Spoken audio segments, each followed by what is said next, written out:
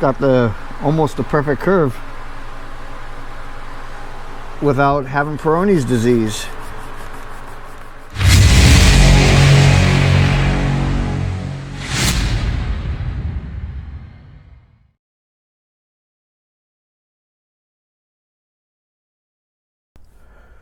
Well, here we are, another day, and we're still on this build.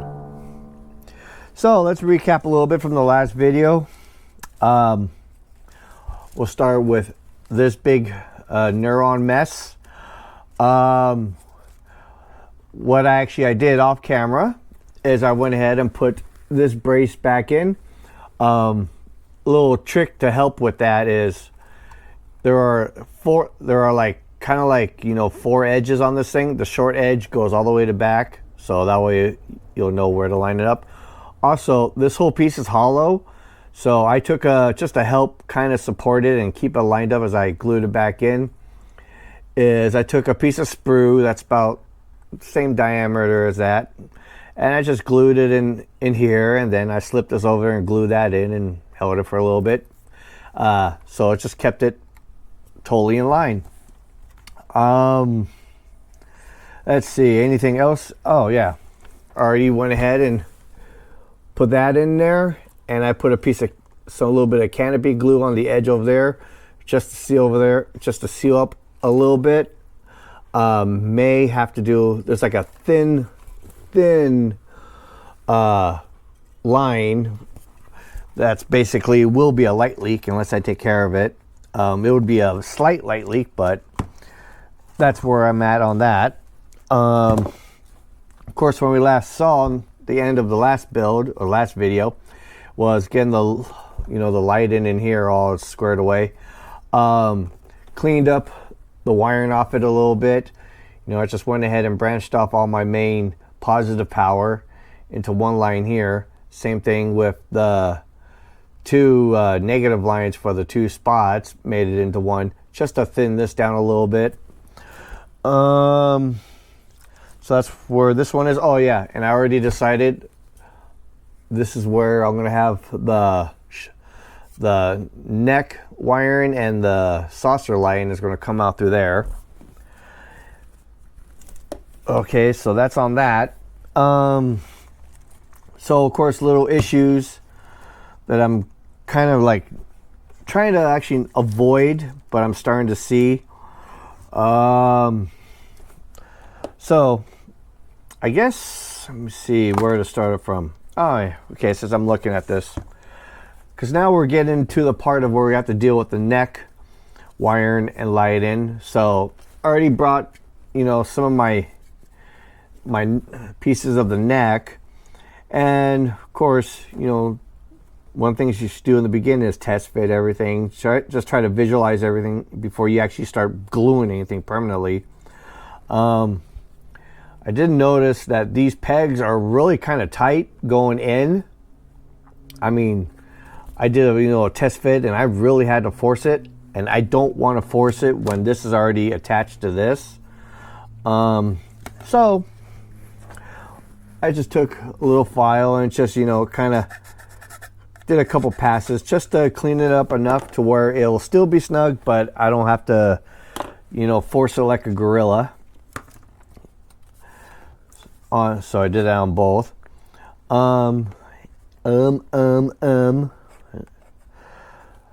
So also gave me a chance to kind of visualize, you know, what I'm going to be kind of dealing with at this point. So then we got to deal with this piece right here.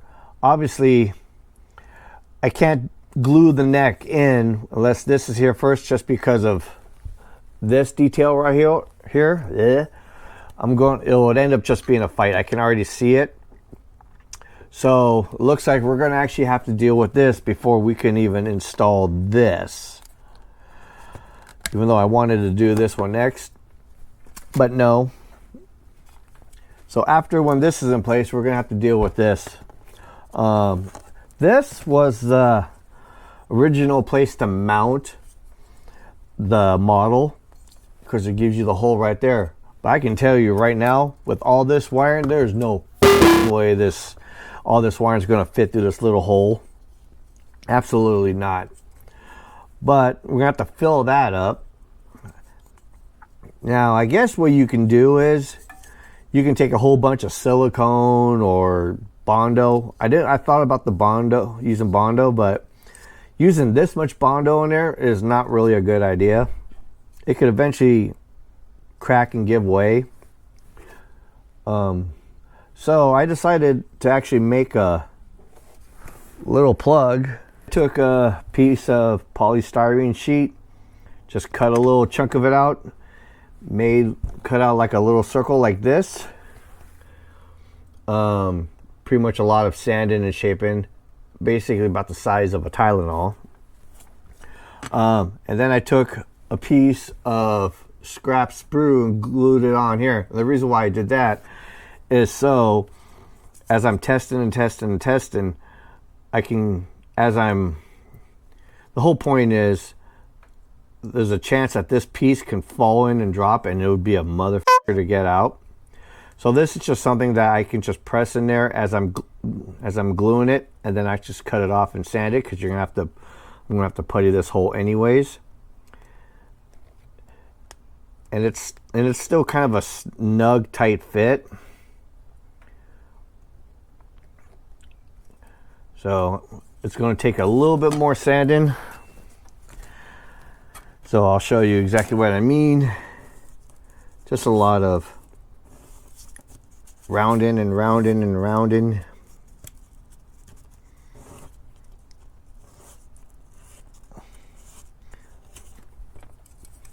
So we'll see how this fits. Probably a little bit better.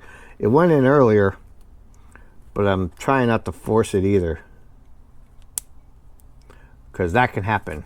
I just snapped off the thing.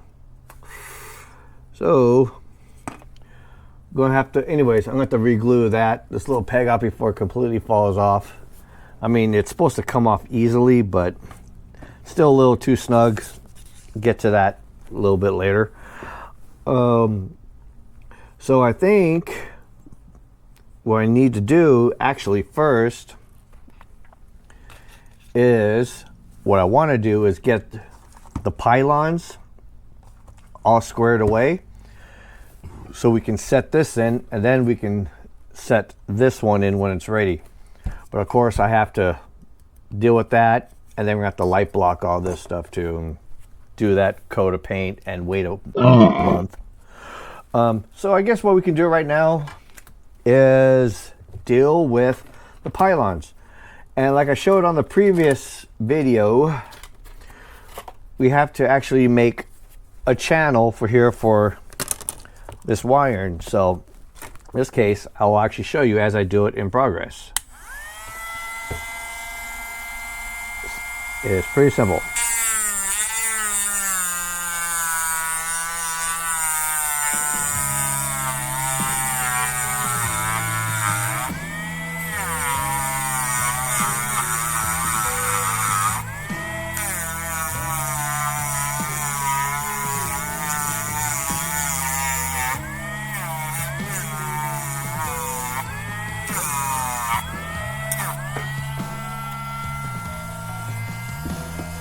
Every so often you gotta get rid of the plastic that just melted up. This thing causes friction, so you're gonna have some melted plastic issues.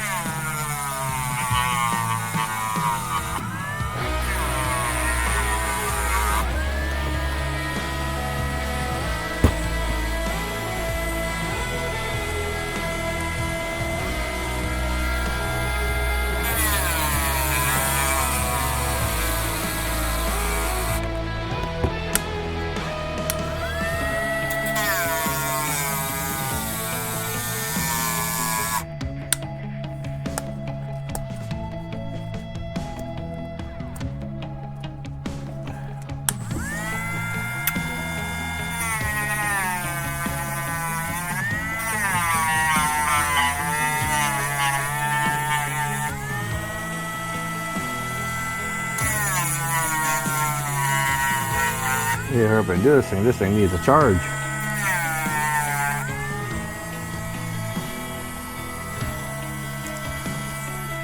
Do the other one.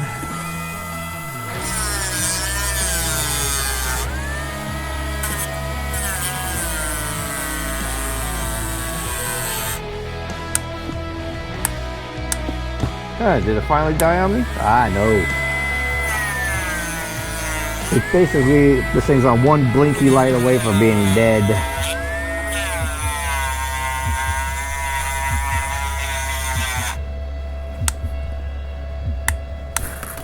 Maybe I can actually do it with it on here. Oh, that's the wrong type of cord.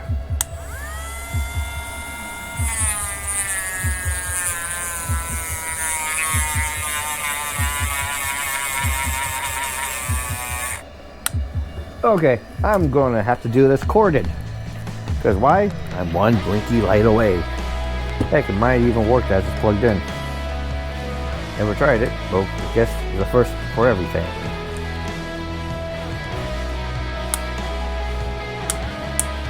No.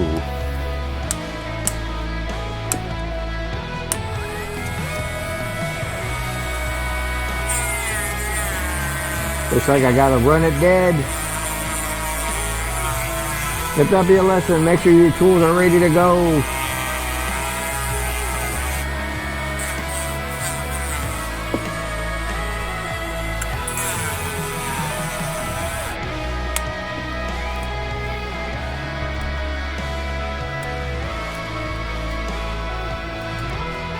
And one blinky light can screw everything up.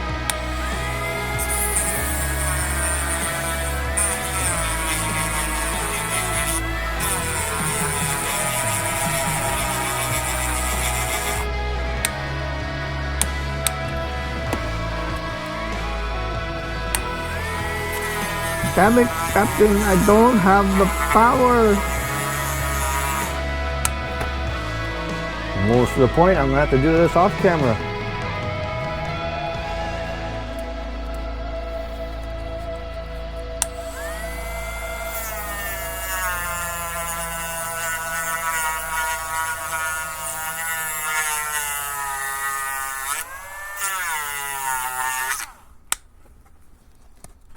Okay, I was able to get these things finally channeled out.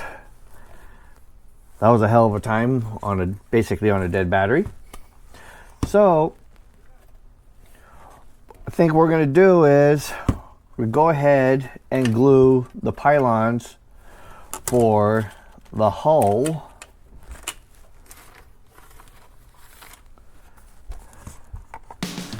So I need to get model glue ready, tape, of course these are unpainted, untreated with anything, and the edges where the pylons gotta go has been totally cleaned and scraped and sanded. So just apply glue to where it goes.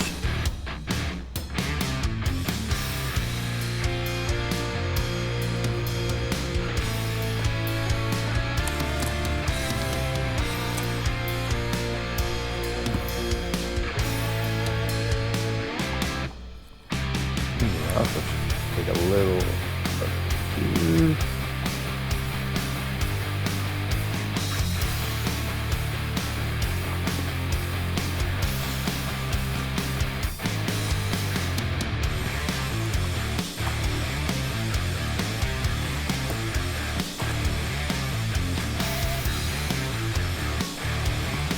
Once it's in, there's no going back.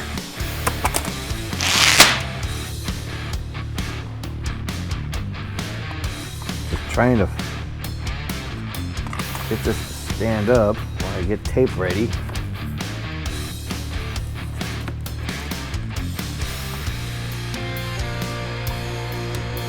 Oh, balancing act here. All right.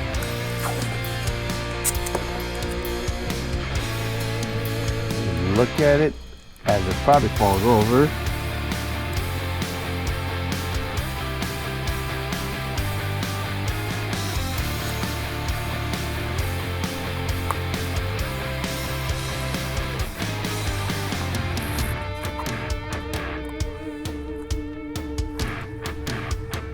Okay. Now, the other side, same thing.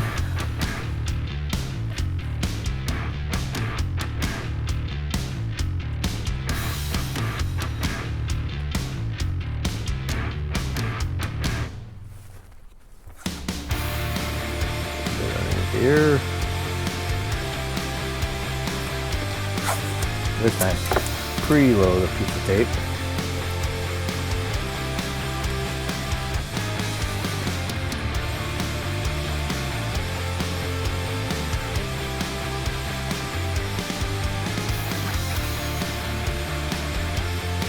Take a look at it, lined up.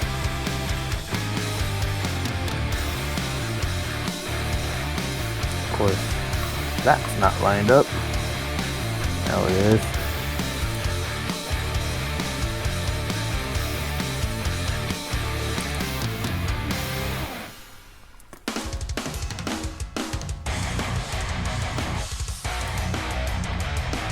All right, so right now, best thing to do with this thing is just to set it aside. Sure it's all how it's supposed to be. Get a nice look at it.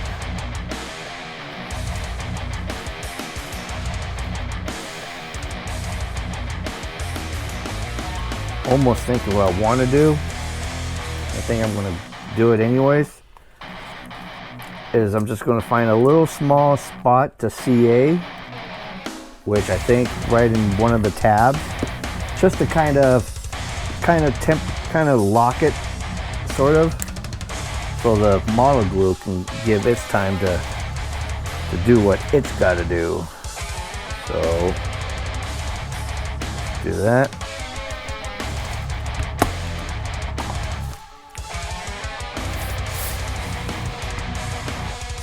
All it's really doing is just giving it a little support for the model glue, really.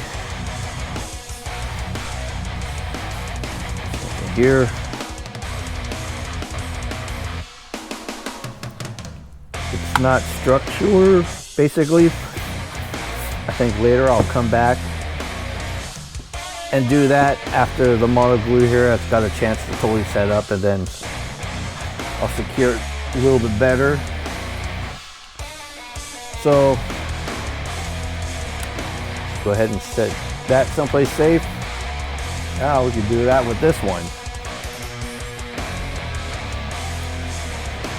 Literally the same thing. Just get a couple of pieces of tape ready. Make life easier.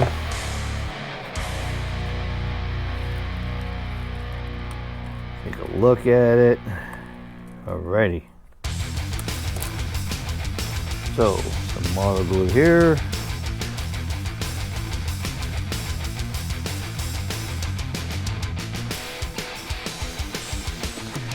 And a little bit up here.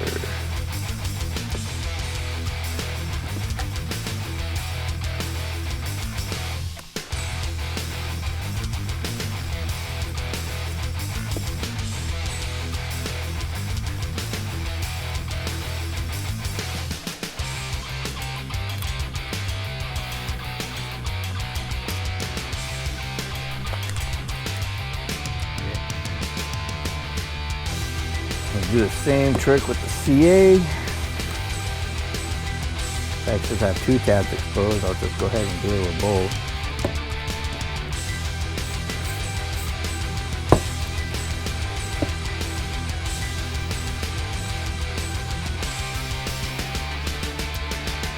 And we have this guy.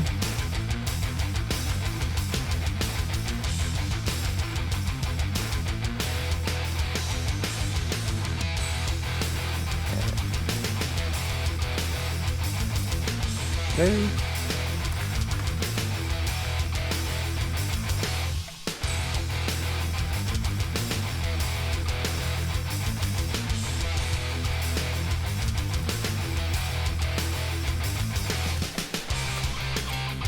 tape it.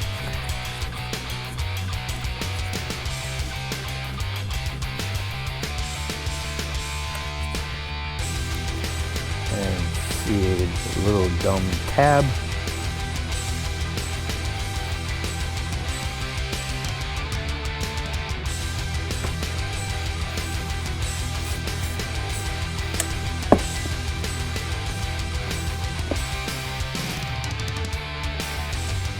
All right, that should actually kind of keep that stable for a little bit. For now, I could just set it like that, I guess. So, guess what we can actually kind of do is monkey with this sucker. Oh, I didn't fix the damn thing. Oh well, I think we're gonna go for it anyways. So, I'm gonna put in some marble glue along the lip here.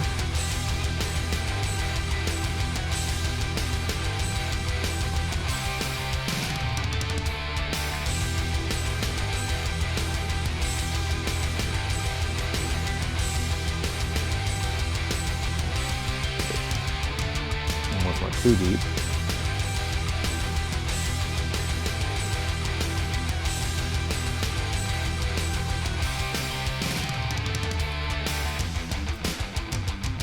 Okay. Goes up my thing of glue.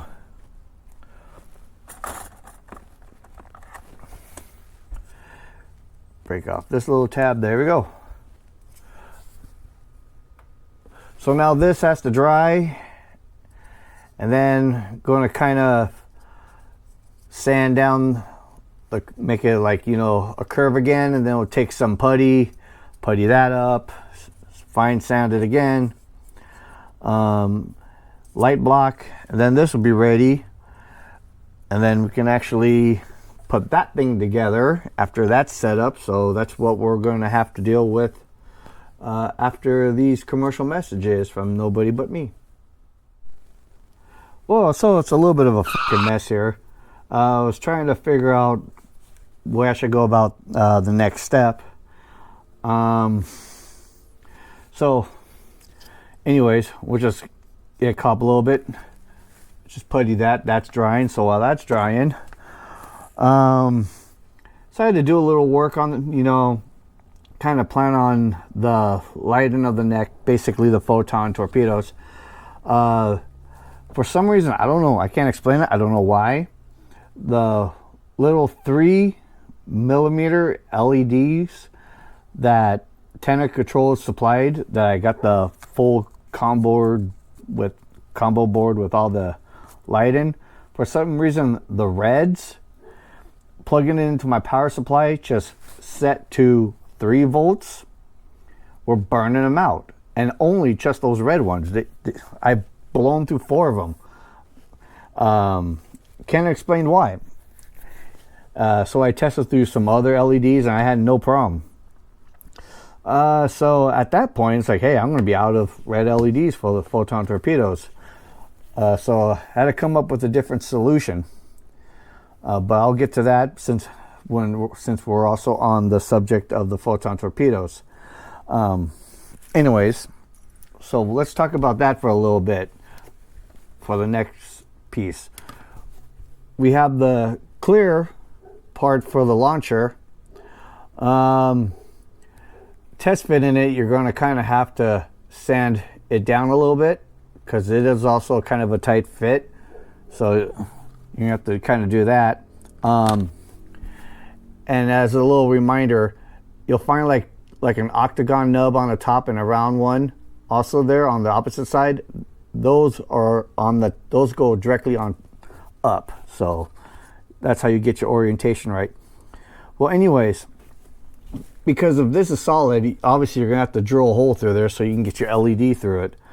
And to know exactly where to drill the hole is what I did was I put it in place and I grabbed a pencil and just made a slight little mark on the edges of this. And then just looking at it, I just made a couple pencil lines down and visualize the center.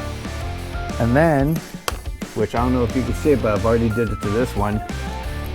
Now I take a pin vise and literally through the center from your X and Y axis, I know it's top or bottom, or left, right, top and bottom. I started with just drilling a pilot hole, small pilot hole. Just like so.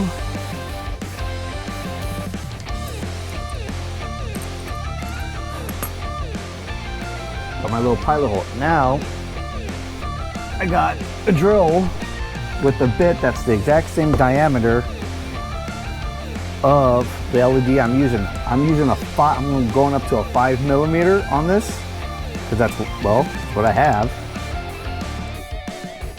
But the reason I'm going for the 5mm is because I also was testing what should I use to replace it with. Should I use a white and then, you know, color the clear piece red? Basically, I wanted to see what was the brightest. So, but I liked the red 5mm that I had left over, so I went ahead with that. So now, anyways, back to this. Just drilling the hole.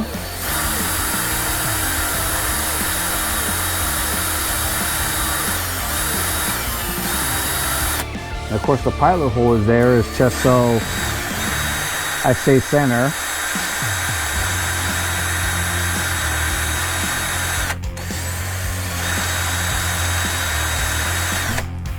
Okay.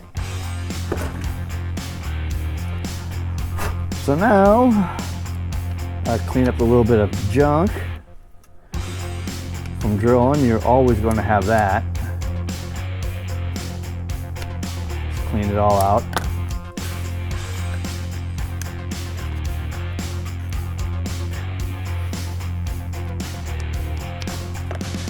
And I pre-wired my photon torpedo lights. Like I said, I've been using a 5mm red LED.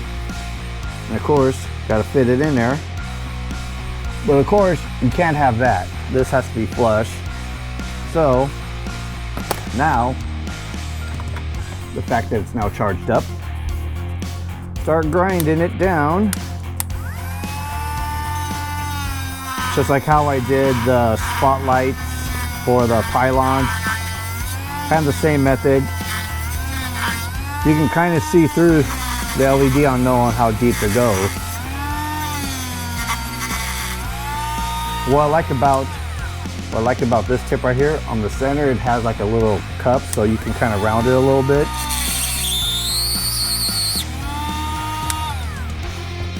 So that was kind of cool. So now we got this. So now, what I want to do is put my LED in it, in the hole. Still a little bit of junk left. Still get that out. And you want to get all the junk now before you put that torpedo launch in, or you're going to have fit issues. All right, that's good. So now, just kind of preset it in there.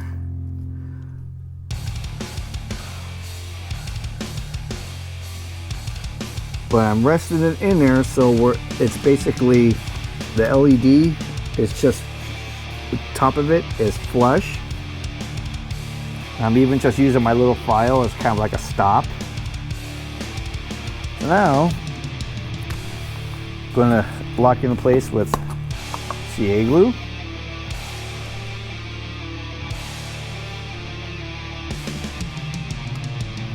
All right.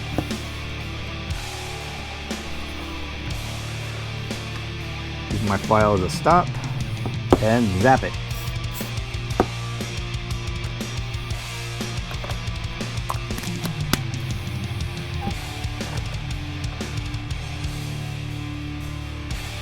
So it should look just like that. And when you put your piece in, it should almost be dead center. Now, just to show for damn and giggles. Oh, by the way, the wiring for the torpedoes, pay attention to the instructions. They're one of the other ones that is kind of backwards, where the positive goes right into a different connector on the board and the other one is negative. And in this case, basically the negative is a brown wire, because the left or rights are individual. So, well, that's what we'll have, basically.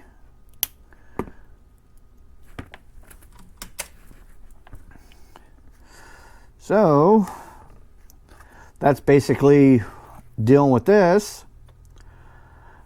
So now I just gotta, of course, you know, wait for glue to dry, wait for putty to dry, and figure out what to do next. So now where we're at is we're almost about ready to basically put these two together. But let's go through a little bit of behind the scenes. I already CA glued in the wiring that's going to be end up for the nacelles. Ready, lined up in its channel. That's where we're at on this one. And I already reinforced the pylons with extra thick CA glue just underneath it and just filled it up. Same thing on this piece. A little addition I did is I put just a small piece of the strip light in right here. The reason why is so when the neck goes on, it's to help illuminate just this down here. The strip lighting up here that's supposed to go up here could probably do it, but I'm not so sure, just because of this lip right here. It may cast a shadow and it just may not illuminate that well. So I just put one in there which would sit right above in this area just to get these ones. And on that subject, I also went ahead and light blocked the photon torpedo tubes in there, but they're still kind of drying. And also, while we're at talking about the photon torpedo line, I'm going to talk about the wiring real quick. This, for the photon torpedoes, it's kind of like this. I can never say it right. If you guys noticed, the the stupid landing strip. Let's put it that way. It's, you know, the polarity is kind of backwards, whatever. But this one, there's no red wire. But basically, the colored wire is the positive, and this brown wire here is the negative. But it runs up all the way to the negative of the impulse crystal up here, and then that, and it will tie off to another brown wire that will go back down the neck, which is in this bundle right here, because this bundle goes to the saucer all the way up. It'll get tied into that and back down to here. So that's where this crap kind of sits at. So leaving that there for now, because the light blocking paint is still kind of wet, but I'm not worried about that right now. Right now I want to get this set up. So I want to make sure I have tape ready, probably a few strips. And playing with this a couple times on how to put it in. I'm going to start from the back to the front first. The reason is the back kind of likes to kick itself out, so I want to make sure that's in before you know, like I go forward, because if I start going forward, it'll be popping like this and it'll be just a pain in the ass. So this is going to take a pretty good amount of freaking glue. Let me see. Oh, something else I do see that I should take care of right now is I better get a hobby knife. I need to scrape off a little bit of paint, because then it'll have a hard time sticking to the pylon here. So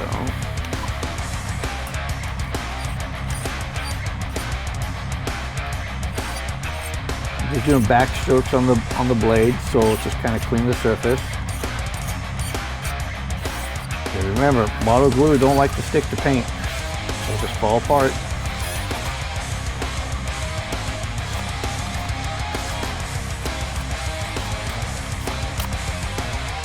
Dang, wherever you see paint on this edge. The more paint you get off, the better, but if there's a little tiny chunk on it, you'll be okay. Okay, this side.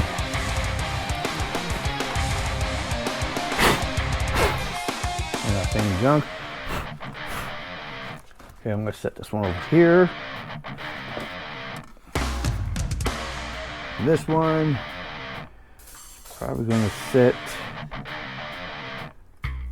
in, yeah, it's going to sit on the inside of here. Really.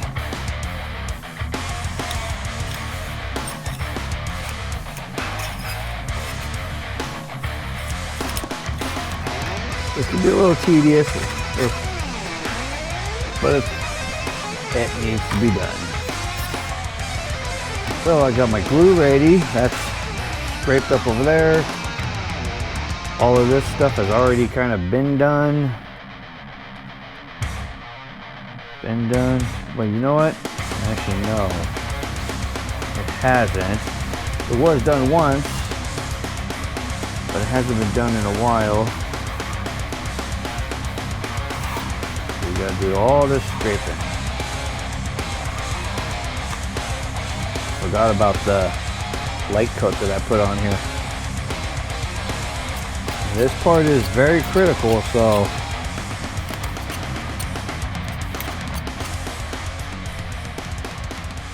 don't want to rush it to save minutes on this video here. Can always do a time lapse. Wrong, stupid time lapse. Hold my beer.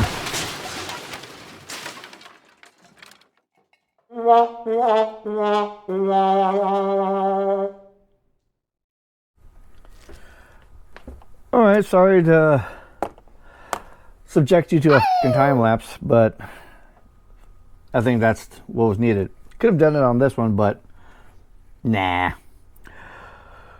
Okay, so I think the best way to go about this is because I'm gonna have to run a couple of these wires here up, you know, where the neck's gotta go. This is one of them, and this is another one. A little bit caught.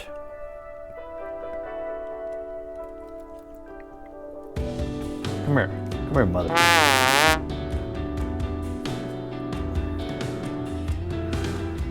So this has got to go up, so I think the best way to deal with this is kind of start feeding. I have one here that's taped that I really need to know because it's a whole bundle of red.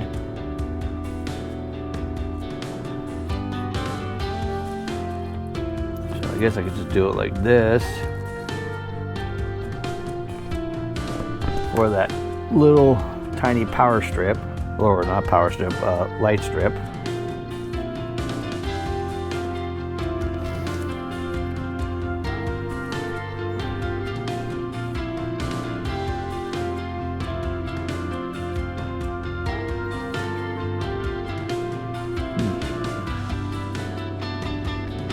Little brain fart actually going on here. No, okay.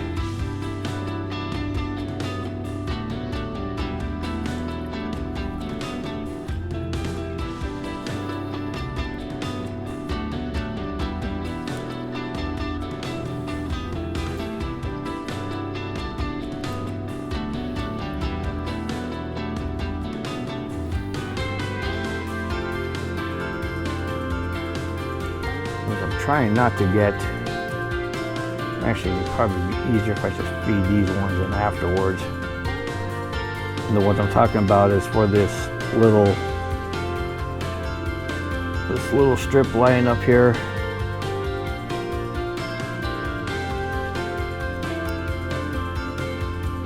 Okay, so I'm just gonna put that one aside. Put this one through. Now here comes this big bundle.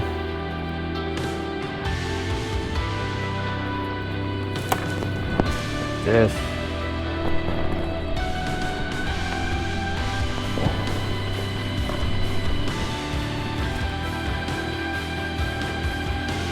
There we go. Okay. And now I can push the wiring for that little strip light back through this way. Okay. So now I have two halves. All I gotta do is just, fold it over like a taco. So I have my model glue. Time is going to be kind of the essence on this one. I want to make sure I have a good amount.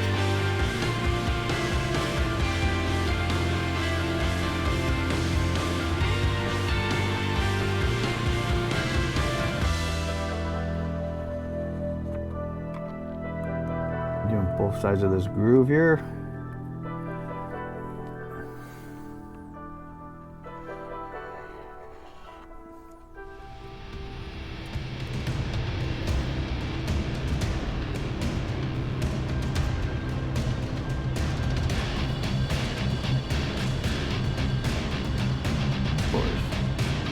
On the pylon. I'm not worried about any excess glue getting over, only because, well, I'm sure I got a little more work to do on filling and all the other crap. Now on here, I'm going to get this one in the groove. Don't any of you start singing Madonna.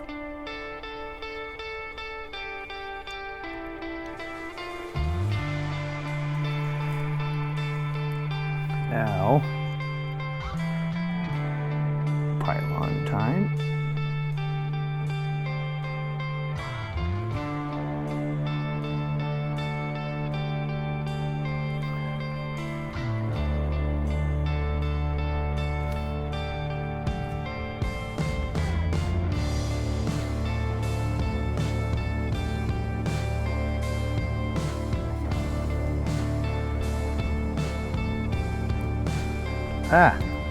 Don't touch where you're gonna glue.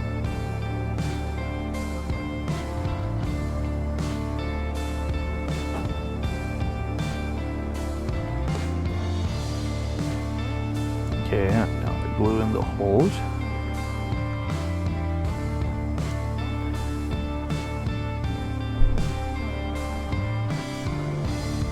And also in this one too.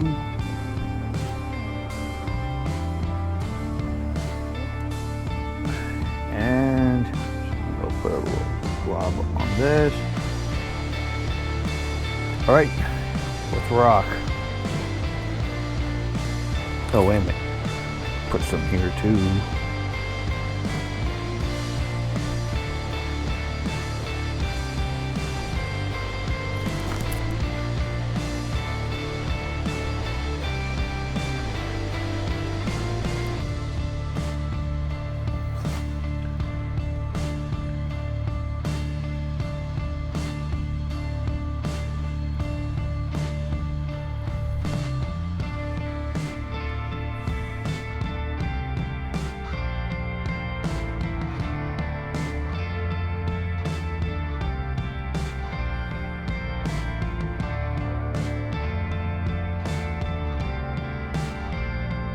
Okay. Should be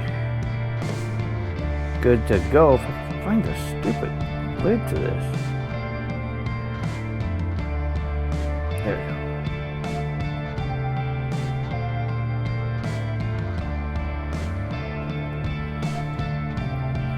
All right. Moment of truth. Remember, back to front.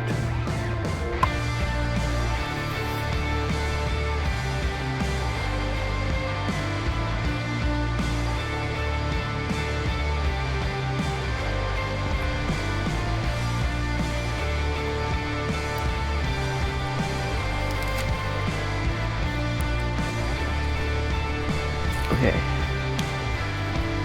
Get the pylons in its holes.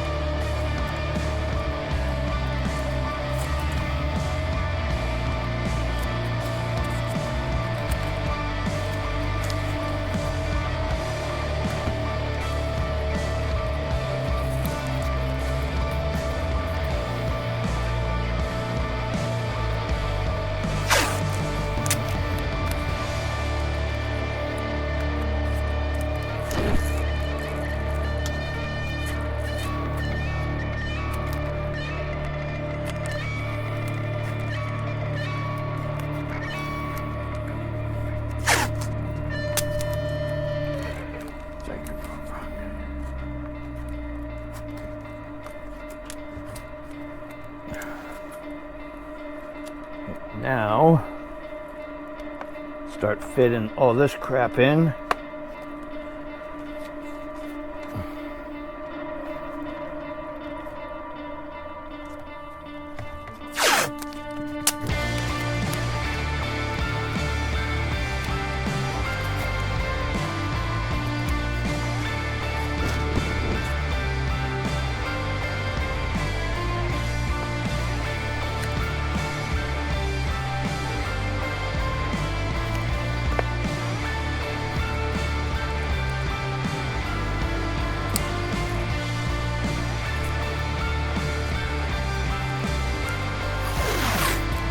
I'm seeing a gap. I think this is one of the notorious gaps I've heard about when it comes with this kit, about the front edge of the pylons.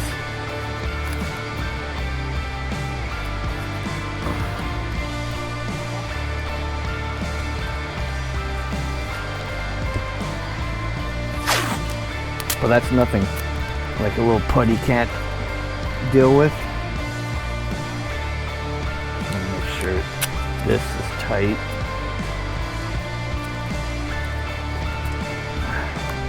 That's tight.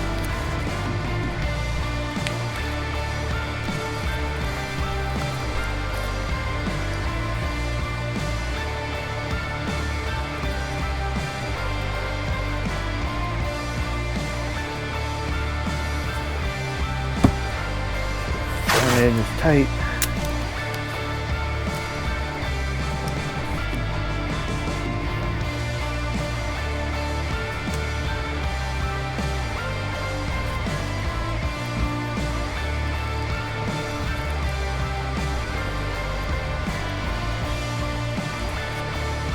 That's down.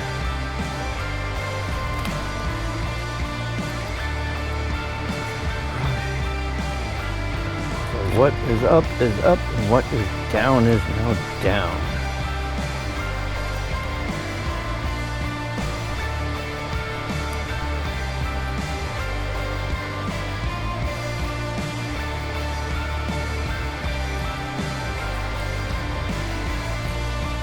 Yeah, so what I heard about some of the notorious gaps is when it comes,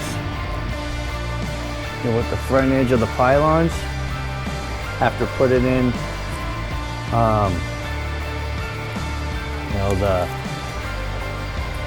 the pylons, is this gap right here. I think Boyd over on TrekWorks, I think he said that, I can't remember what is it, that there is a way to close it. My guess would be planing those, the parts that connect it, whatever, the part where I put a channel on.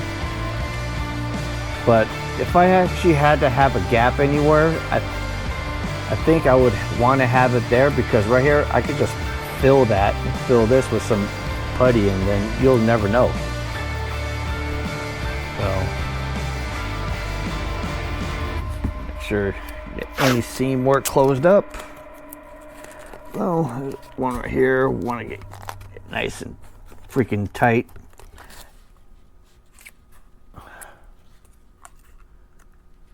Even up here on the corner, make sure that's good. Probably do the same over there.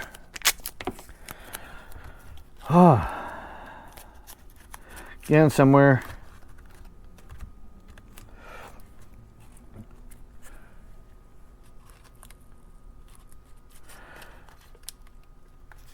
I'm gonna squeeze that a little bit more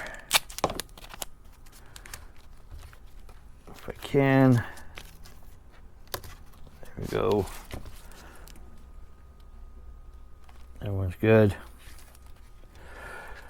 Okay. So we're kind of getting somewhere, other than this thing is like a, you know, a blue whatever. So obviously I gotta let this thing dry.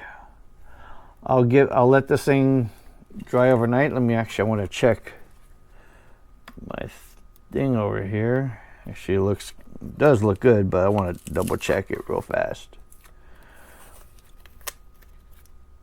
If I could squeeze it anymore, I could. No, it's down.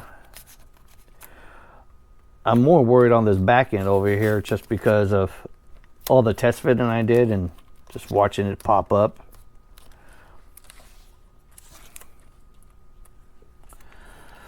Huh. Okay. So I think this is where we're going to end this right now, because there's really nothing much I can do because it's about stuff that has to dry.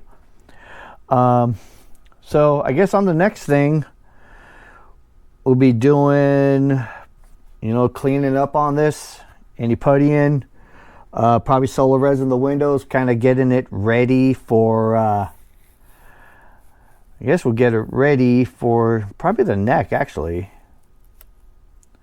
Yeah, we'll do the neck. Actually, that's what we'll do. We'll kind of deal with the neck stuff. Yeah, and then we'll go into all this cleaning up and stuff and getting a base coat on it. All right. So off to the next cutscene. Well, obviously it's a 1 second transition from what you just last saw to what is here now. For me, it's been probably about a week and a half since that last little thing. And so I've been kind of at work at this thing, but it's not really worth filming. It's just all I did was just a bunch of wiring only because of, like I've described before, the wiring issue on coming out of the Arboretum, and the other dilemma I was like thinking of is I got to paint this thing soon, and I got this mess. So I decided to take that time and work on that because I only had about maybe an hour a day dealing with it, and believe me, it took about an hour a day for a whole week and a half just to kind of, you know, clean all this up and get things labeled, you know, all the testing, the retesting, you know, just making it easier to deal with, making sure everything works, everything's secured, so that way when I could put the tube back in it, it's good. I went ahead and made all this extra length just in case, even though I really need to go about here, but I still haven't decided on what type of base I want to do. I'm not going to use the one that comes with this thing. I'm going to make my own, but that's obviously way down the line. And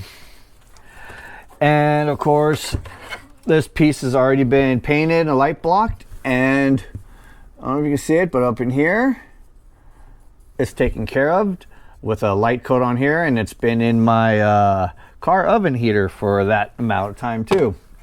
So that's good.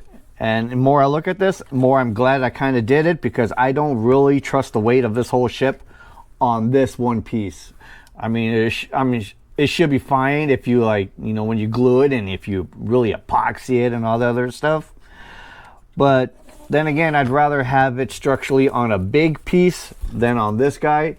And if you look at the Enterprise Studio Film model, they actually had it in here. So now we can get to work on the next thing. And what I think I'm going to want to deal with is to deal with the gaps from gluing this thing together. Obviously, you can see I've already unmasked it. Oh, before I deal with the gap, other thing I want to mention, I was doing some testing with the SolarRes, and I wanted to be safe with the spotlights to make sure they don't come out at all. I already SolarRes just in the spotlights. I really like how it turned out. Of course, like I said, I'm going with using all that for all the windows instead. I've already did a test on like a big one over here and over here. Works fine even without me putting anything on the back to secure it. It makes it kind of beveled in a little bit, which to me is cool, because then as I'm still gotta, you know, do another sand over this again. There's like, from handling this thing, from all this stuff, it's got like very, very fine little paint chips. But you know, this coat was a light coat, and it was kind of meant almost as a half primer. And anyways, I kind of wanted to sand over the SolarRes windows because I don't want them crystal clear. And the reason is because even with the windows this size, you can see inside, you can see the wiring. I kind of want to hide that. I want to diffuse that. So I'm going to do that.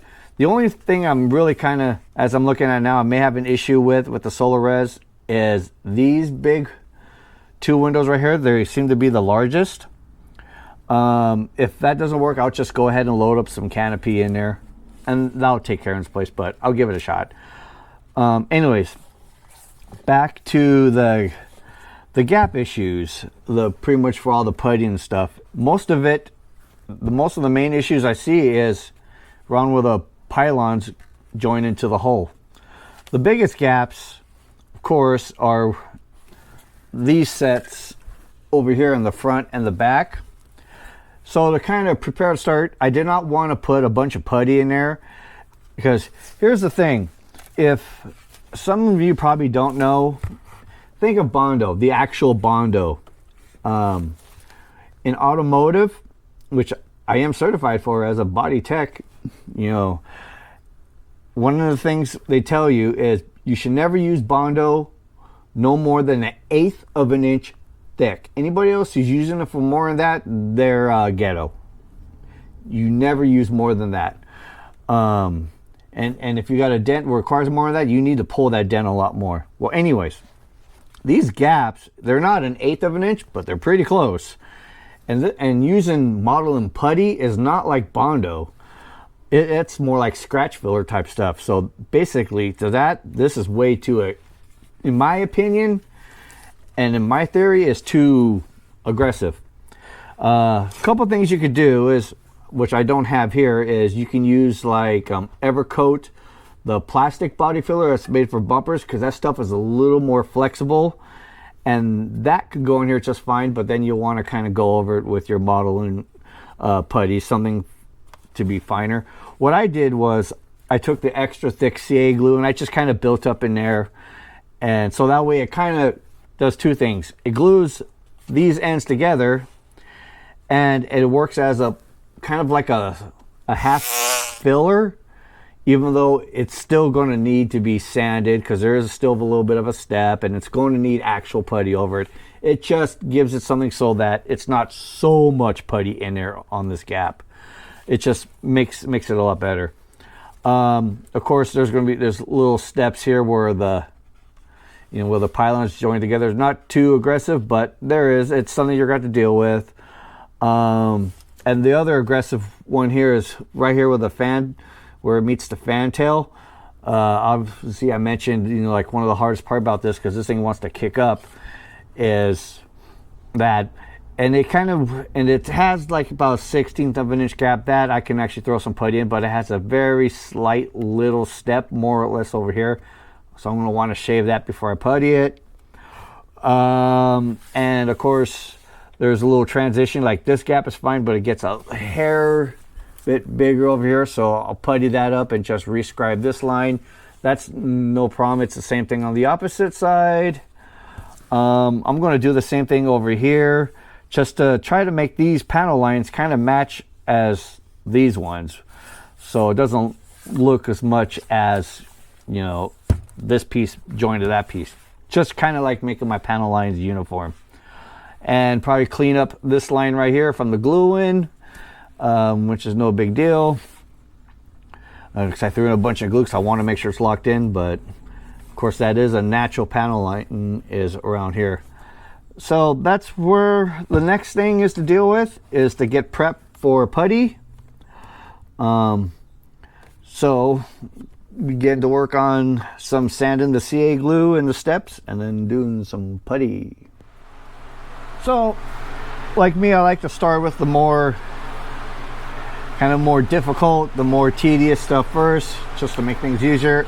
So I'm going to deal with these 4 ends first, to knock down the step and the CA glue, kind of using my finger as kind of like a rounded edge. Probably use a dowel or a stick or something, which in the end I may end up doing. And I'm using a scrap piece of 320. And just to save you guys a little bit of time, instead of watching all this tedious stuff, I won't do a time lapse. I'll just do a bunch of cuts. This has got a nice rounded edge. Use that. Maybe I can show you this way.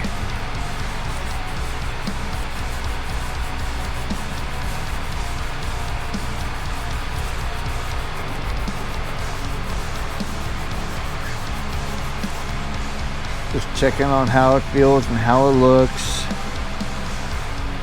Mostly trying to get rid of the CA that's on the surface. Just like this one little thing that needs to be feathered down. I could tell some spots I'm gonna have to hit it with the adhesion promoter primer, because I'm already going through back into the polystyrene.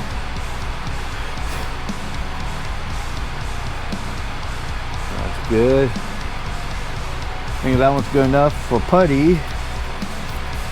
Then there's this guy. Actually, there's a little spot over here where it's just got a little bit of CA drip.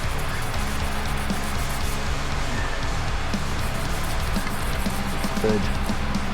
Okay. Sure. This is how we do it. This is how we do on rock builds.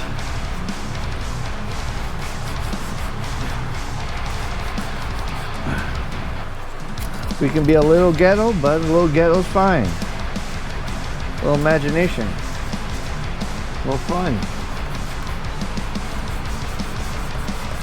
This actually works pretty good. It's got almost the perfect curve without having Peyronie's disease. Trying to feel for our steps. In some cases I actually might need something a little bit thinner.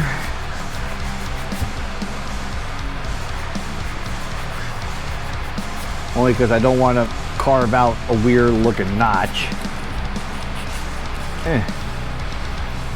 Like in that one, to where putty can take it. Might even take a couple rounds of putty. Hope not, but never know. Until just try your best to do the much prep so you can avoid that. I needed something so it doesn't here, a bag of chips. There you go. So I don't put much pressure on that pylon. So my choice is chili cheese Fritos. Works the best. And just remind you on what am I doing here. I am sanding the step and the CA glue that I use as a filler. Try and get as low as possible. And FYI, my choice of filler I'm going to use just for here is I'm going to use that Test Stores crap. The one thing about it that is pretty good, other than waiting forever, is that stuff is like cement, almost like concrete. So for something in here, I'm going to use it for that, just for that. Everything else on this one, I'm going to use the Perfect Plastic Putty, because where I got to put the other putty is kind of reshaping panel lines, so that would kind of help out a little bit.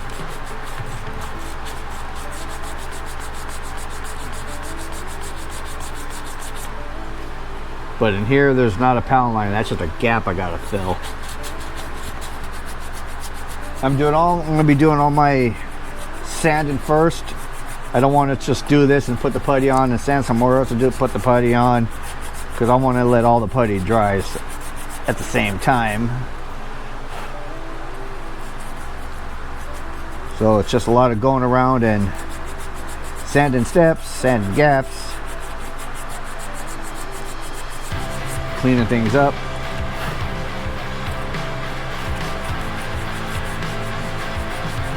Because after this, there's like almost no going back. But there's still a couple things that have to be done before this gets the next base coat.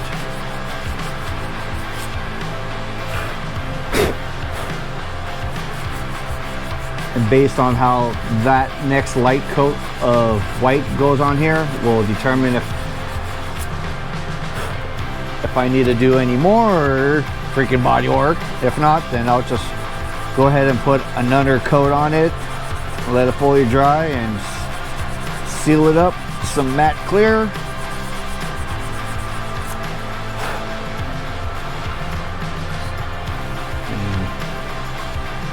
And hopefully be almost ready for decals. Or actually, sorry, not decals, the Aztec painting, which that's a different story coming later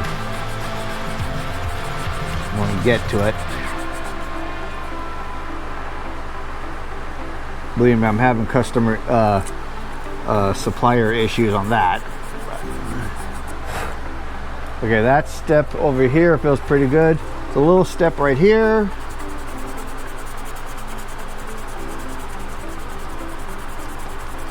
Just trying to bring that down. That's a lot better. This side don't really have a step. Over here, okay. This one is like mostly sunk in. I'm gonna have to build that up with putty. My Fritos are going all over the place. Of course, there's a little step right here. This one I gotta kind of be careful on, just because of its location. I don't want to mess up these phaser banks thingies. When I'm looking right now, and I didn't take care of, now I'm like, as I'm thinking about it, I'm kind of kicking myself on that little detail. It's just like everywhere else, the phaser bank should not be raised, only the center nubs. This stuff should be flat. I could have took care of that. Same thing, you know, on the underside, but you know, at this point it's like you're kind of, well, let it go. Just make sure you get the saucer ones, because they're really aggressive. You know, what I'm thinking about I should do is I need to mask off the shuttle bay. Even though I'm not painting right now, I don't want to get any dust in there. Be a little bit tricky on the inside. So do is put a piece of tape on the inside like so. This would be a lot harder than I thought. I know what I can do. There, I had to tape and seal all that up just to make sure I don't get any more dust. And then again, there's also another round of painting that has to be done. So at least I got that out of the way. After all this, I realized I could have just kind of set in the shuttle bay door as a block, but who cares? If this thing fails, maybe I'll do that. Now back to the cleaning of the steps, our little step sisters. I don't think there is any more steps. Now, get our little bits of putty. Oh, I don't have my cardboard. Oh, you mother! You hit, you bastard. So again, with this test doors crap here, it always likes to come out separated, oil and the stuff. So what I like to do is just kind of treat it like freaking epoxy. Just take it and mix it up a little bit. And this, just gonna go ahead and put it on this crap over here. Kind of push it in and then leave a little excess on top. Of course, I forgot to deal with that. So let me just deal with this and get to work on that.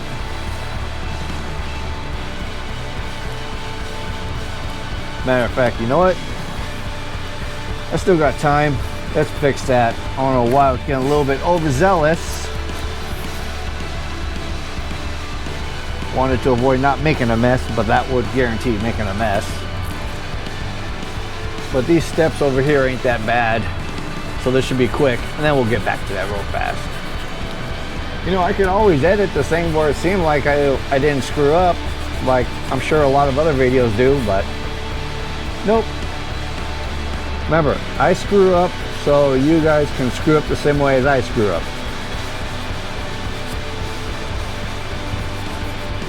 I may even use the test door stuff on here too, because that's not supposed to be a panel line.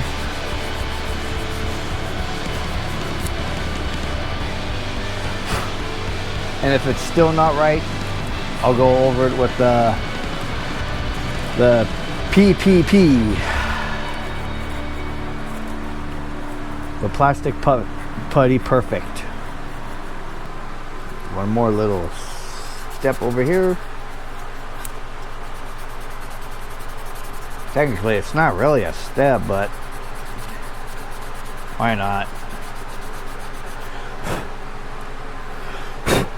Okay. Yes, I do like to blow my parts, as everybody else should too.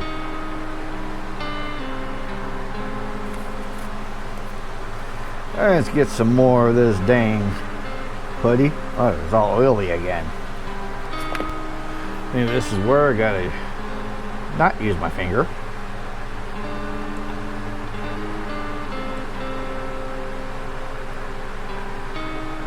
But I am trying to push it in to the gap a little.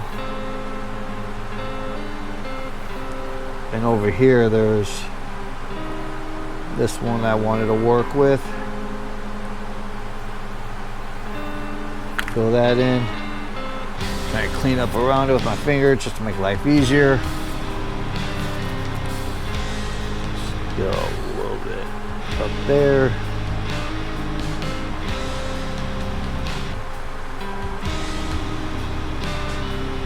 Taking a good look-see. That one I may actually have to manipulate a little bit. There you go.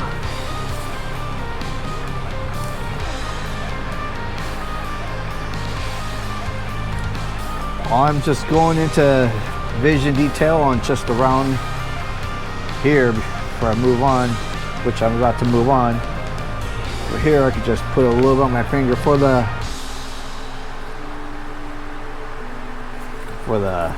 pylons. Get a little bit more. And I don't care about wasting this test doors putty, because it's not the best at all. At the same time, I don't want to get it into those little bands here, because then I'll be digging it out, and that'll be a hard thing to dig out. And I can, and I will. I don't really need too much on this thing in this area anyways. See, I have some model glue dried in here. There. Just cut that out a little bit. Okay. It's the front part of it. Now I need a little bit for the back half.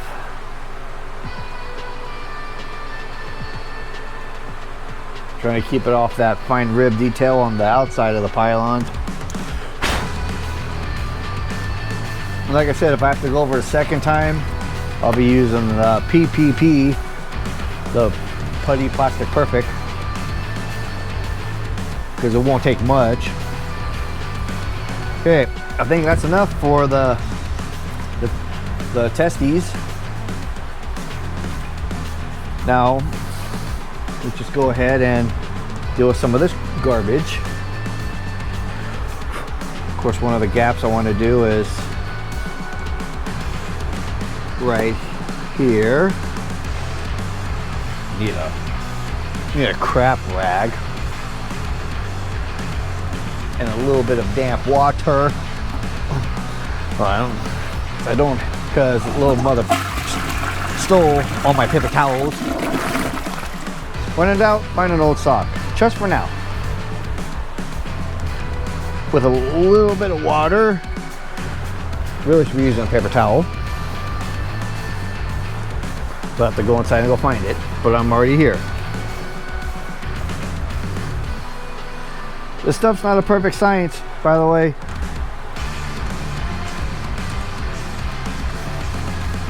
But it works. Leave it on that one too.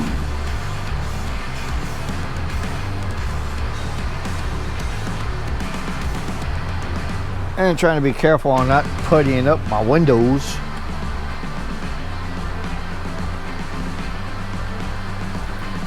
Either. Dampen this up.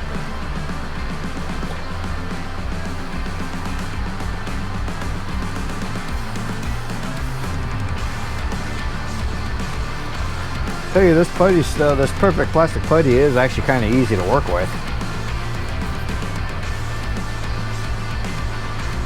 Especially if you just barely go over where you're trying to fill in, and then you just take something damp like a rag or a cloth and just slightly wipe it away, and it'll actually kind of make a panel line.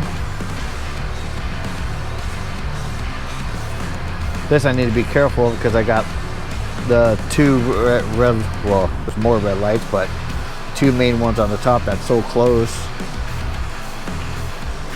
and this navigation light. So I'm just trying to get it into where I need to get it. Hey, and a little dampness.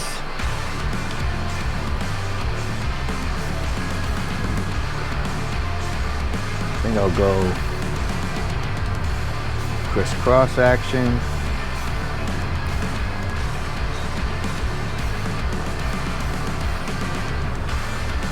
Okay, where else?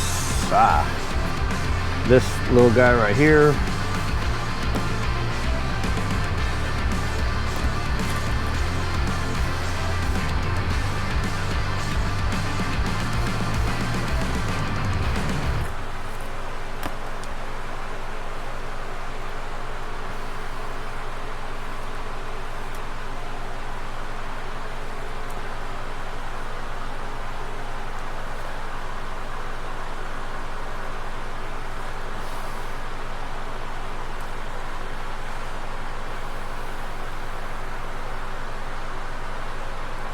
Going, just inspecting it.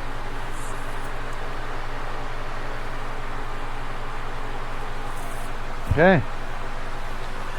I think I like it where I'm at with the putty. So one thing I have left to do is actually let this sucker dry. I'll let it dry overnight, get a good dry, and clean it up. This portion of the video is brought to you by Tropical Storm Hillary.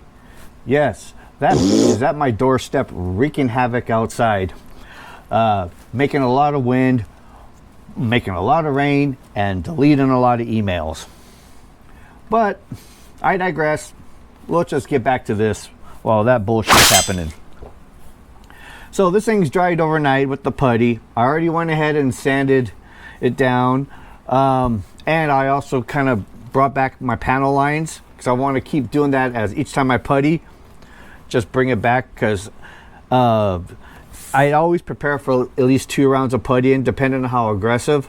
Mostly in here like you've seen before, but it's pretty nice looking, you know, kind of already.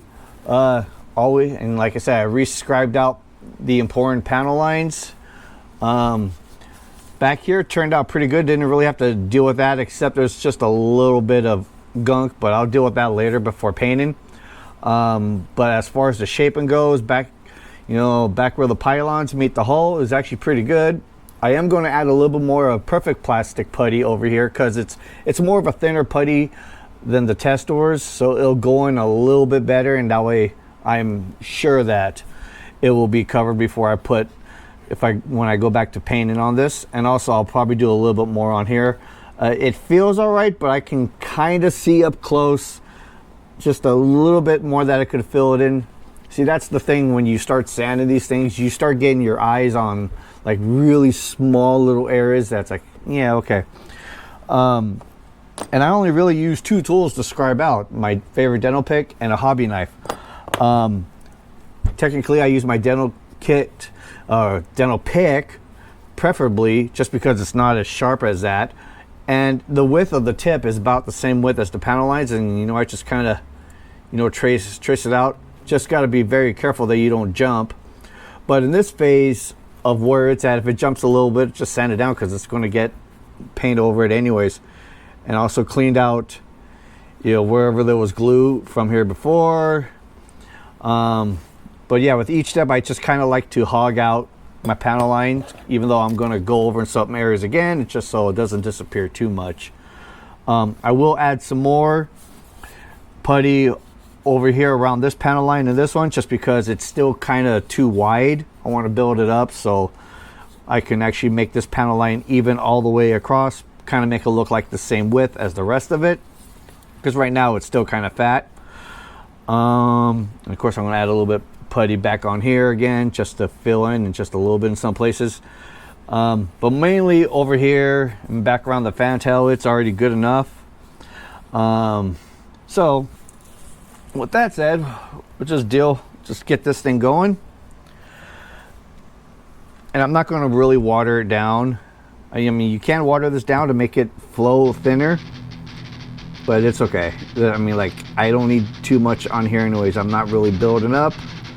I'm just kind of getting it to where it needs to go. And let's see. I guess I'm going to add a little bit more on here just because I just kind of noticed the test door stuff didn't go too deep.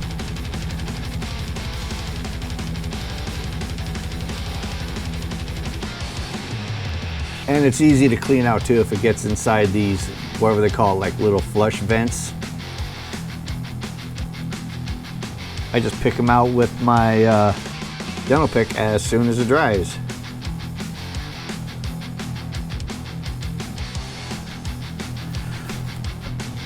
Okay. Some more.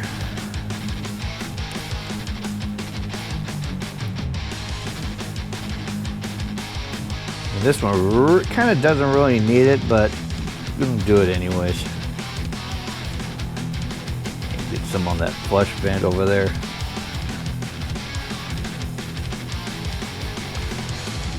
This one definitely, this one right here has been kind of stubborn this morning, so I'm gonna take care of that.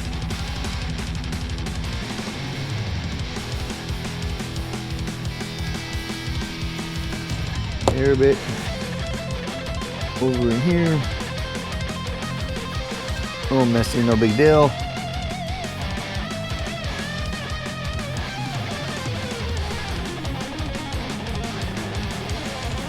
And like I said before, deal with a little bit on these seams right here.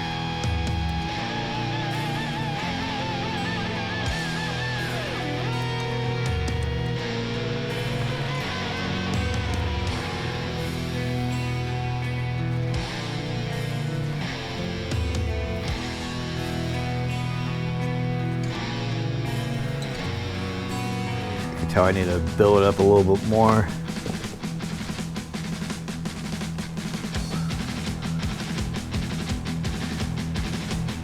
Same thing over here. I'm almost going to make this a little bit higher than flush, and I'll just shape it.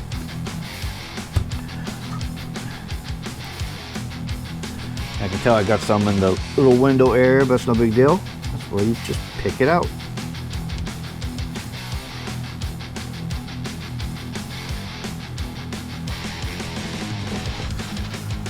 And this stuff sands so easy, so I'm not really worried about how messy it kind of looks.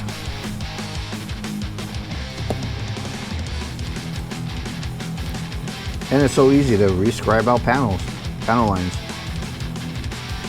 Okay. That I am happy with. That's all I need to do on this one. So got a little extra putty on where it needs to be. Actually, there's a little bit up here, could use a little bit. Forgot about that.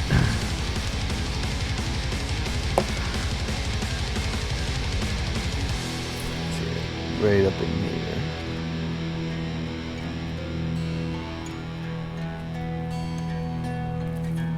I'll just let that be a little extra thick.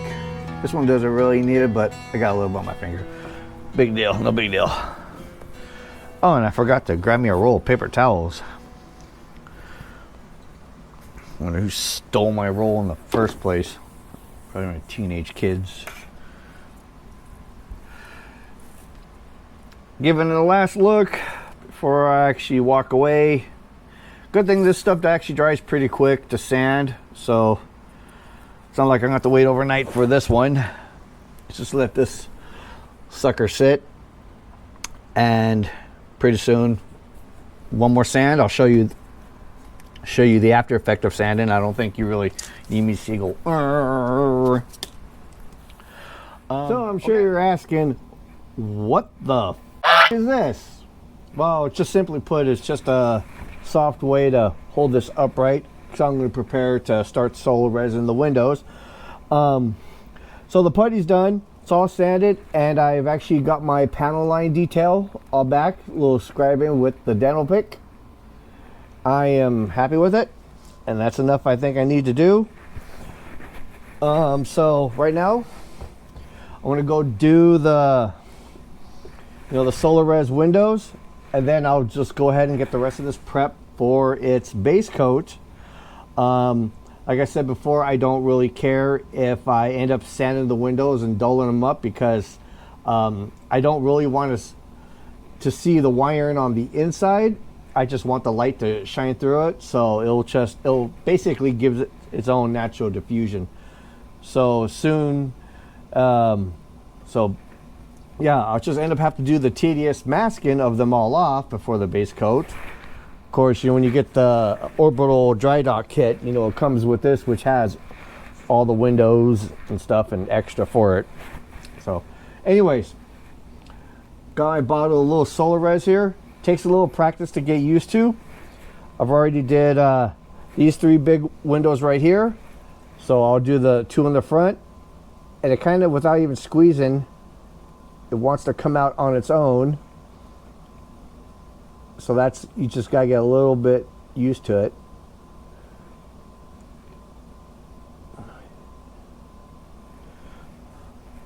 And it just blew on. It had a big old air bubble on it.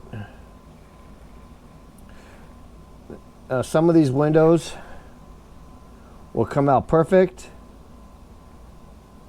like no mess, but some of you have to give a little persuasion. Like this one I have to, for some reason. It's like not enough. And then before I hit it with the light, I'm just giving it like a little smear around the edges so it's not too much of a buildup when it comes to sanding it down. And then you hit it with any UV light. Oh, wait, before I hit that, this one went through. And haven't had that problem yet with this.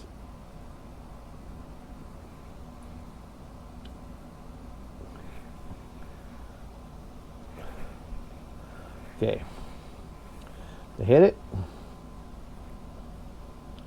I'll let it sit a little extra longer than what it needs to be, only because I can't get it from both sides.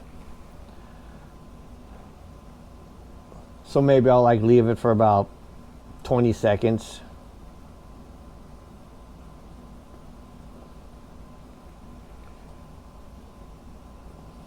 Like I said, I already did these three. They came out really good.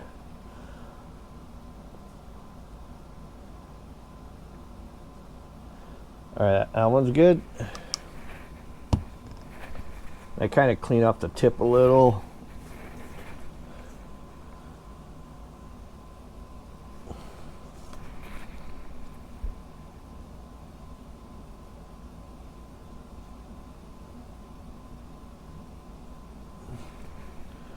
I'll let that one settle in.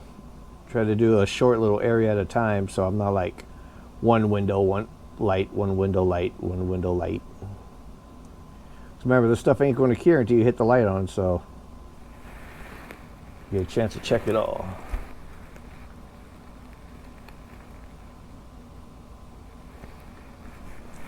All right.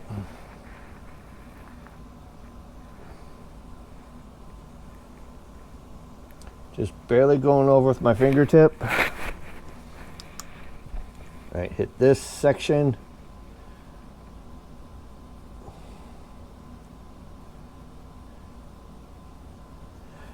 This part is also going to be tedious just because there's so many little windows. It's just how it is. And I also will be using the solar res to make the little dome up on the navigational lights and the strobes.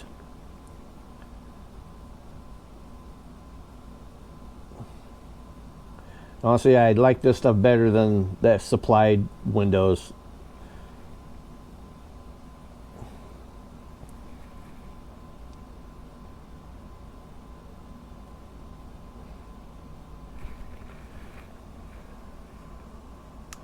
So that's really all it takes to do windows with this. I'm going to go ahead and put on some copyrighted noise and try to get in the zone and do all this.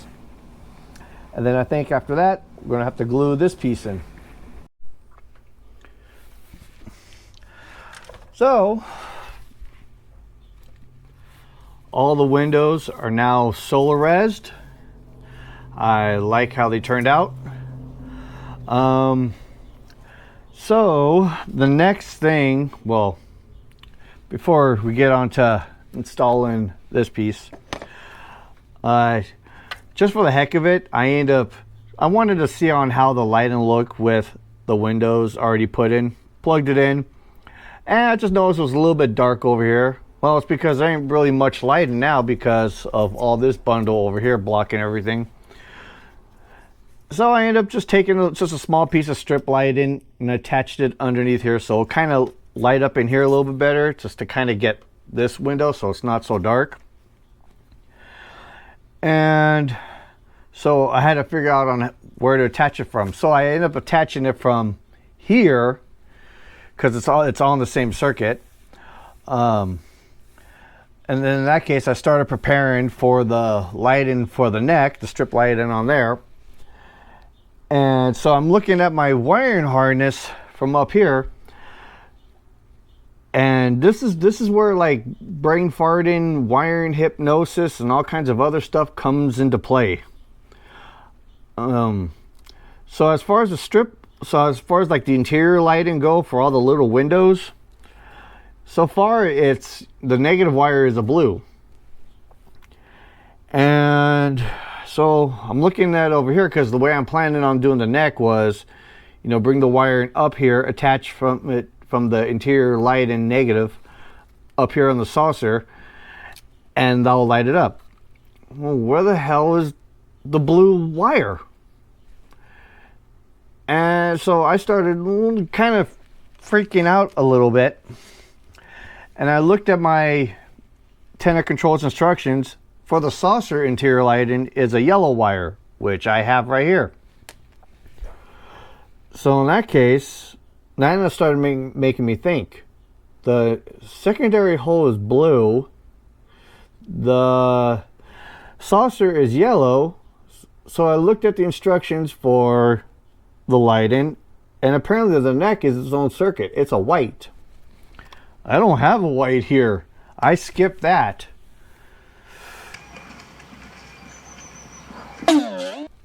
So, and honestly, I could see why I forgot about that. Because, you know, when you look at the startup sequence in the motion picture, matter of fact, even the dry dock scene where they go with all the nice beauty shots, you already see all the interior lighting already all lit. You don't see anything else. You don't really see the spotlights or the engines or the other stuff. You really just see the interior lighting. And when it does the whole startup sequence, you don't really see the interior lighting start up like that. Mainly all the spots and stuff. It's like this is like always on. And that was kind of in the back of my mind. So I was like thinking maybe all this is blue, but apparently to this board it's not. And at this point, it's like it is impossible to run a wire through here and out through this tight bunch of crap. So that was not an option. So the only thing I can really do is to just not use that one circuit on the board. I kind of had this already tied into here, and as like the way these videos goes, I pretty much consider the neck, you know, as part of the secondary hull build, because I'm not going to do a video on the neck build. It's kind of just dumb. So in that case, I'm going to do the interior lighting as this, and that's just the way it is. And I've already got, you know, my wiring for it together with blue, so that's what this is for. Obviously it's going to attach to these ones, and that's how I'll end up lighting up the interior. So with a tip, as far as my mistake here, and maybe I'll do this on future builds and stuff, and hopefully if you guys are watching these videos as far as, you know, learning on what to do if you're doing this or going to do this on to prepare, if you're going to use if your wiring is going to be as pretty much a brain neuron mess like this is, where you're going to have a bunch, I would suggest adding a spare wire for each section. Like for this kit, I think I would be adding 5 spare wires, one for here, one for here, one for the hull, one for the neck, and one for the saucer. But I would do it a totally different color that's not on the board if you're going to do like match the colors I am. Like in this case, all these colors is all the colors of the rainbow except for one, gray. So if I had to do this again, I would add a gray wire to all this as a spare separate, just in case. You don't really have to plug it into anything, but if you missed one and you're this far into it, you have something as a backup to tie into. So may that be a tip for any of you who haven't got this far into it.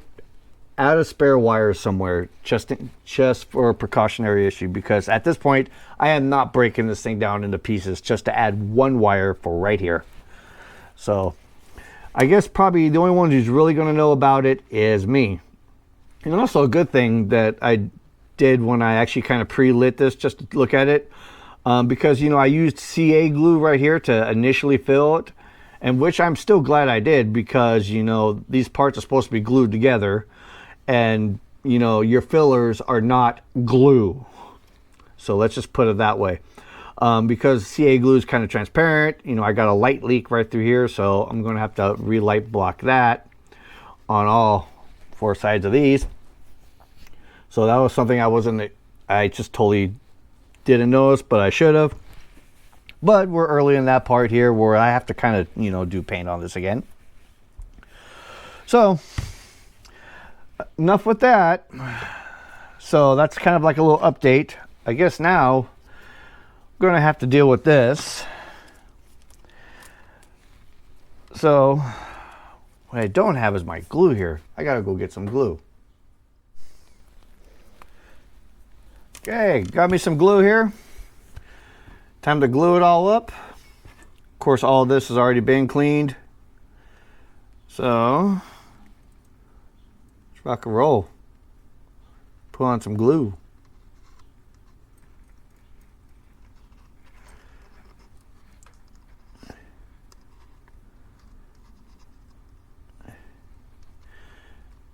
And I'm making sure I got a decent amount. So one thing's to be solid.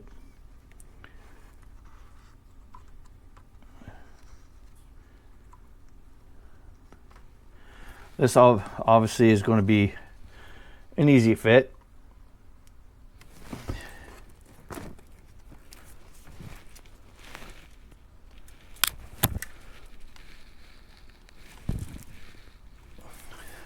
Probably easier just to put some weight on it this way.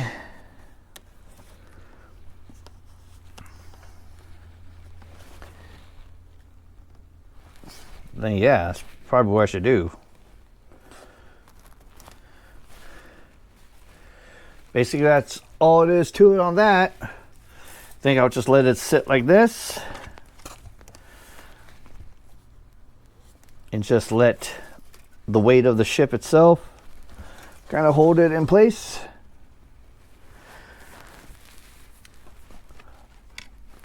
So as far, might as well just talk about these a little bit.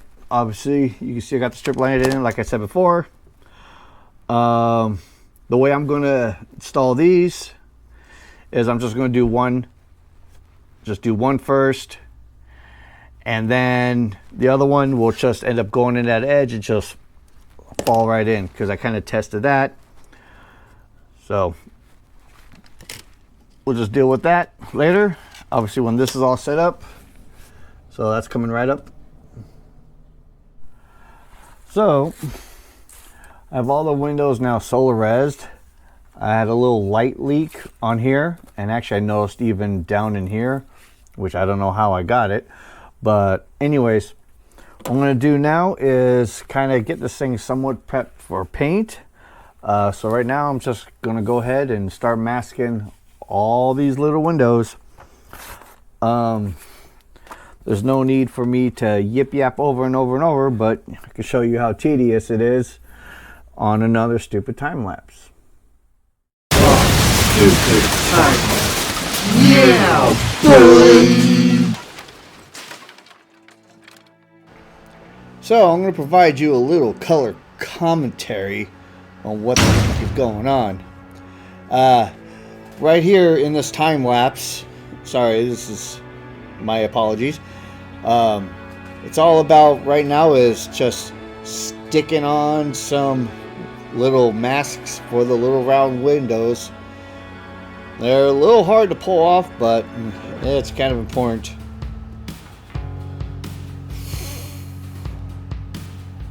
Now it's just had to do a little quick test on light in there, make sure I don't miss any. And I got my little dental pick out there, just help cleaning off the windows from any little sand and dust that kind of gets around in them. Makes it easier for the tape to stick. And got a little solar res, had to fix one. I remember one actually fell through for some reason. So fix that up, you know, tack rag the dust off again, and back to the dumb masking. Holy so my tools of choice right there is my dental pick and a small pair of tweezers. Just a little stick. Luckily this kit gives you a little extra, because some of them will actually fall off on the way as you're handling it. They stick a little better after you put like a coat of paint on it, because it kind of helps, you know, stick around it. But until then, you know, this stuff is not like super sticky. You don't want it super sticky, of course, anything like this. but it just needs to be enough. Yes, this is a tedious damn part, obviously. So just, you know, right now I'm using the same things, dealing with the spotlights, and right now I'm trying to figure out what the hell am I going to use to plug in to fill the hole for the nav light is, because there's no kit for that. It's really small, so I just took a piece of wire and just cut it and shoved it in there. It was the right diameter, and there you go. And that's all it is to it. And so now I'm doing the same thing on the neck, you know, cello resin the damn windows, and look at it and bye.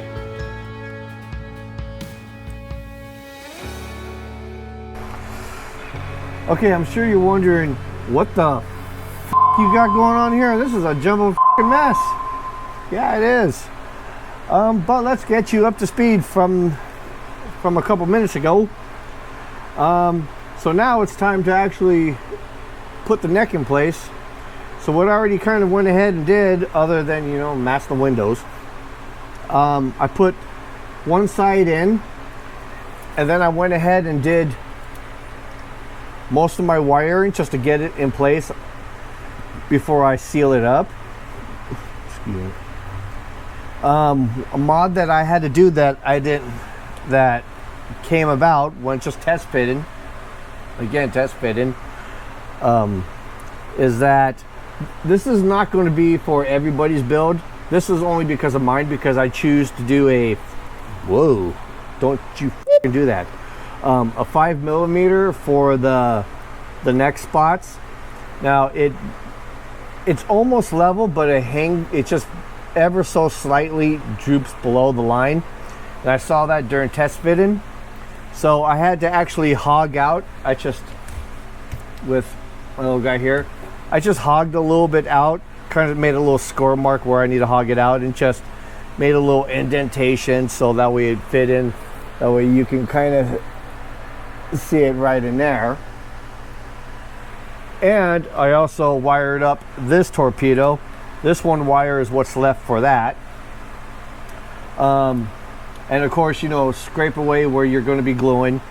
One little thing I did as I test fitted, I just used my hobby knife and just, you know, just made a little trace, scribe, whatever, so I knew where, on which side to, you know, clean up a little bit for glue, because obviously, you know, you want, you know, clean plastic to mono glue or it's not going to work.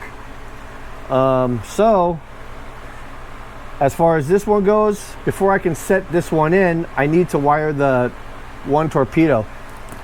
This one was just, I was able to just like trim a little bit off, but in this case I may not be able to do that. I probably could. And of course, this is my little soft whatever direction to mold this thing.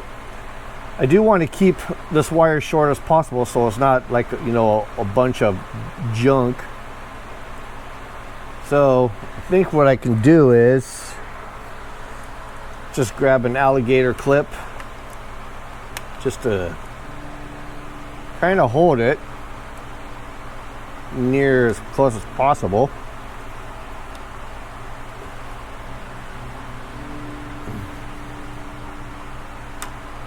There we go. And then trim a couple. In case you're wondering why you have a green and a blue together, well, I kind of accidentally made the left and right backwards, so if I wired backwards up in here, out of the bundle will be back to normal.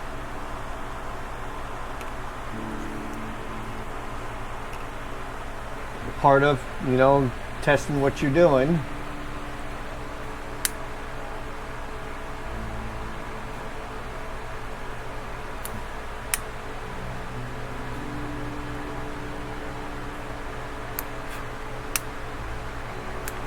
Seeing if I could do this without even taking both wires out. Well, I'm gonna have to. That sucks, but okay. It is what it is. I'll just put it back on together.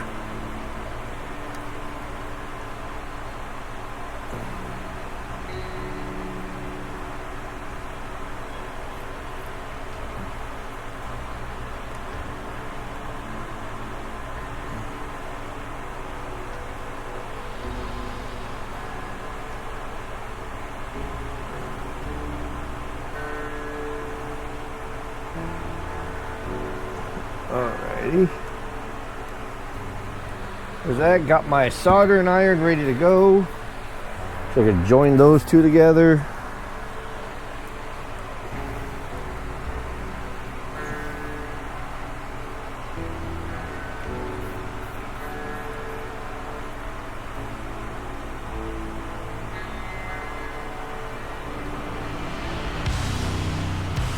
So that's a good solder joint.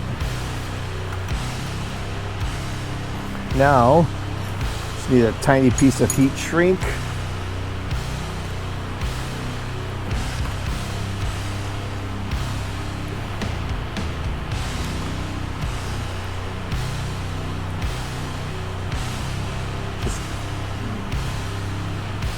Just to ever so bury the exposed wire.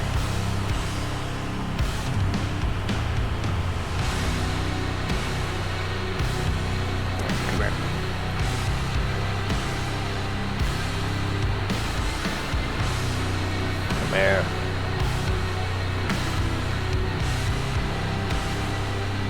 So yeah, where's my alligator clip? Just to be an extra hand.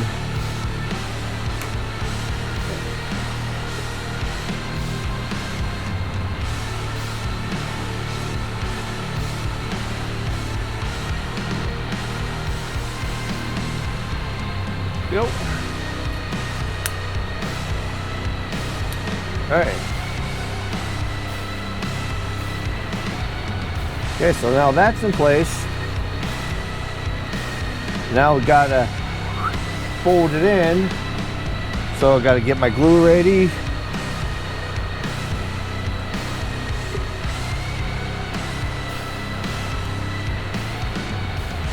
I'll put some glue in the whole part.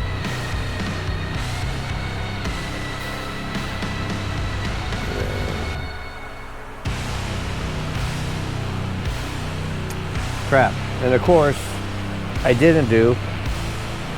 I gotta do more scraping. Of course, now I notice that. Always tend to do that. Getting bad at that.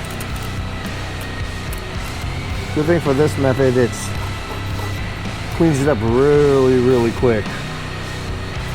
Some cases I'll use the sharp edge. I prefer to actually use the back side of the blade, so that way it doesn't take off too much. Just kind of scrapes paint. You also try not to tug on this thing too hard. It's only like together by one thin wire. This part here is like, for me, it's just like a little bit scary right here because I'm so close to the wires that I've secured that's supposed to go to the saucer. And I'm so close to it with this knife that can... crisis averted. Clean out the junk. All right, so now back to the gluing. Of course, I don't mind any excess glue coming out because, well, I want to make sure it's secured good.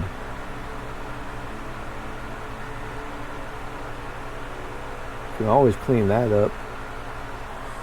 Now this part may be a little bit tricky because this one black piece that I got to kind of wedge in here.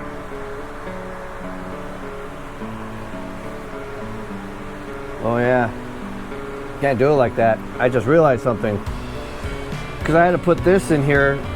These tabs ain't going to work that great, so I'm just going to have to cut them off and then just rely on the glue on the sides. So be it. It is what it is. At least it'll kind of help me line this whole thing up.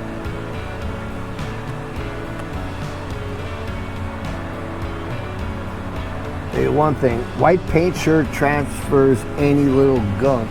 All right, time to taper up really rock solid.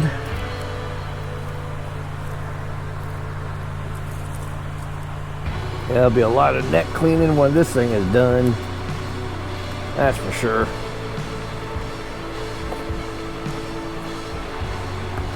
And a little bit of putty work. I don't know what I was thinking, going straight to paint.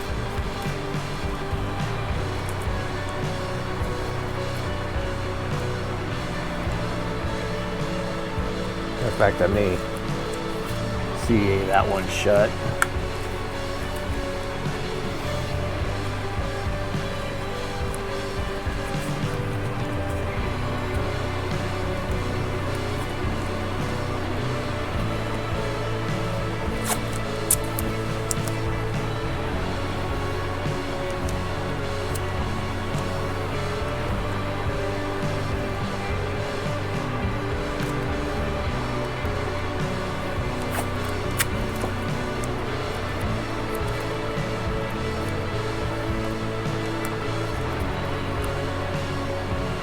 One here wants to kick out a little bit, so I'm just going to CA that one closed. Basically the bottom one right here. So do is put some CA in here, zap it, and sand it off later.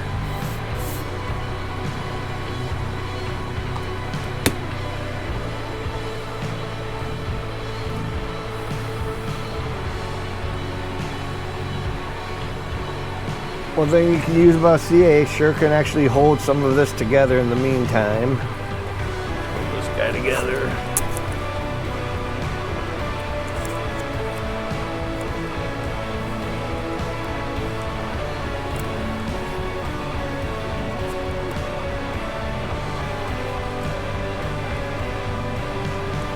Squeeze the torpedo bay together.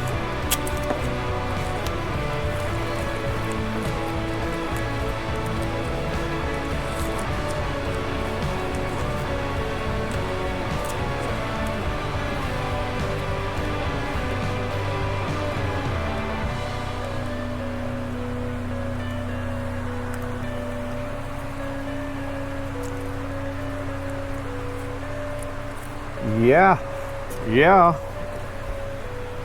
All right, so the neck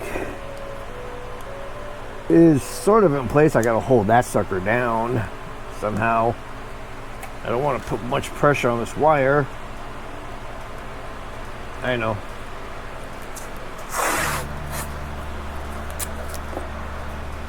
Before I actually do that, it wants to go down, but it being a little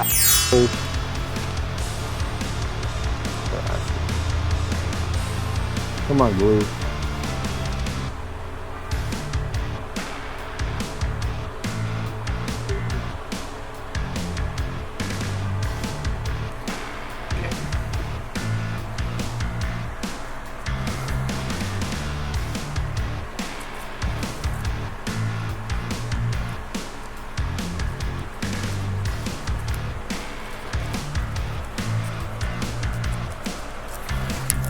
That right there. Puncture you through these two tabs. There you go.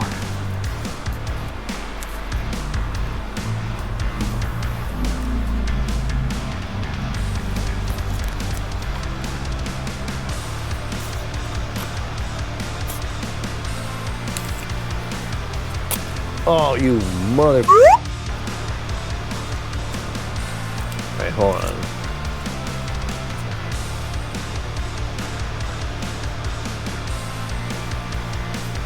The joys of putting shit like this together. Oh, come on.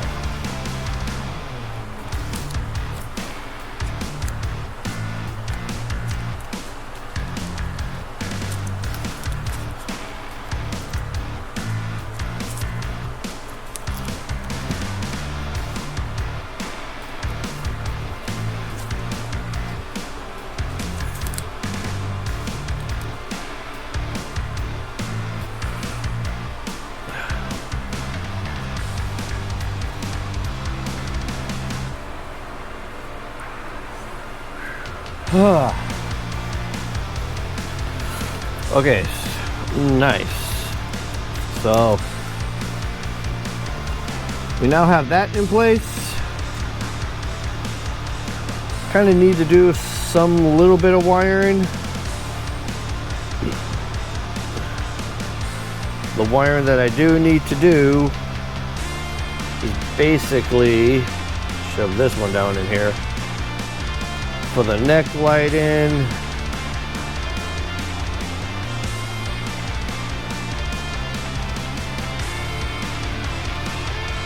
Which goes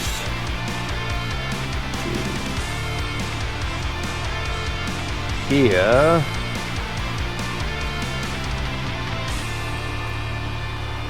Trim some of it down actually.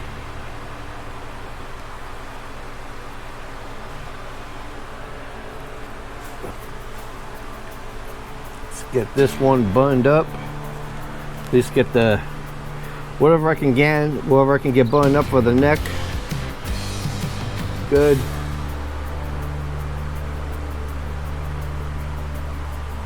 Whew, almost thought I dropped my heat shrink down the neck.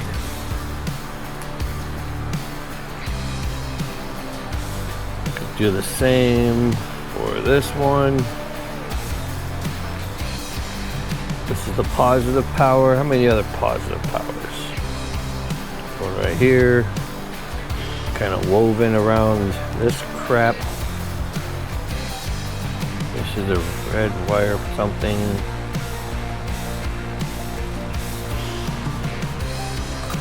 And that one is locked in. Remember, this brown is for the torpedoes. We'll deal with that one in a little bit. This is for the exterior neck. I believe that's an orange. So these go for the exterior, so we gotta do that. Wire these ones together. I can take this tape off because I know what it's for. That one. These are also power. That. And for the step for the neck.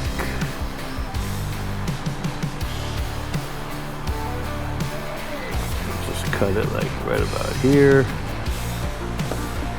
Join these two.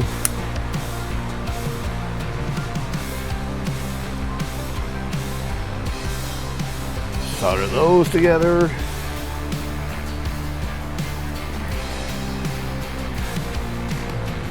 This is the positive power for the stuff in the neck, but it needs to actually go to the positive power that's in the harness that goes down, which is over here. And at the same time, kind of needs like a dedicated positive. So let's see, I'm kind of digging in my scrap wires.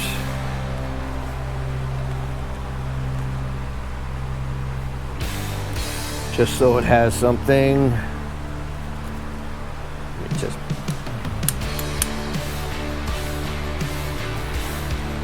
all right, let's make these one. And now we got to heat shrink the crap together. This one's going to take a little extra fatter heat shrink, obviously, but I do need a small piece of it to start. So we'll just here. Maybe. I don't know. Nah. Nope, definitely do need just a little bit bigger. What I got in here? It's just next size up. Okay, so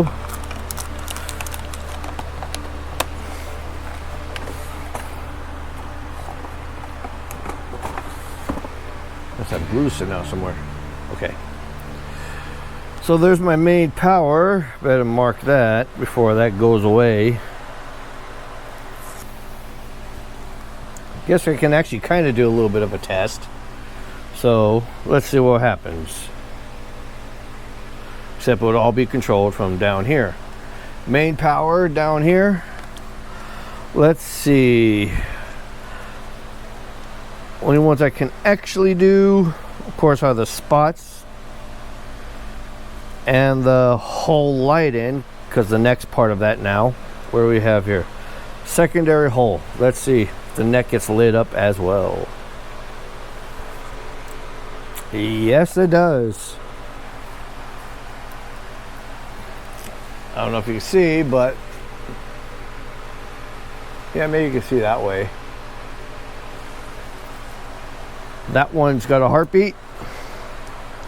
And so now we need to find which is an orange wire,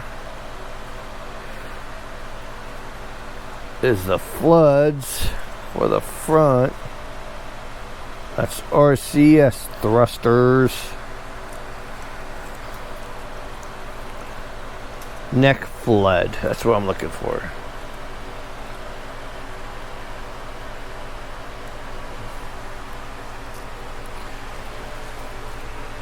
Let's see. I don't know if you can see it, but they are on. Oh, wait a minute. It slipped off. Maybe you didn't see it. Here, I just have to hold it. They are on. So at least I know those are correct.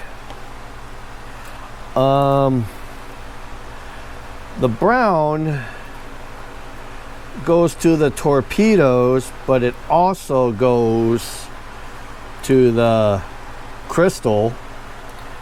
I guess I can actually, yeah, I'll do that while I have my soldering iron still on.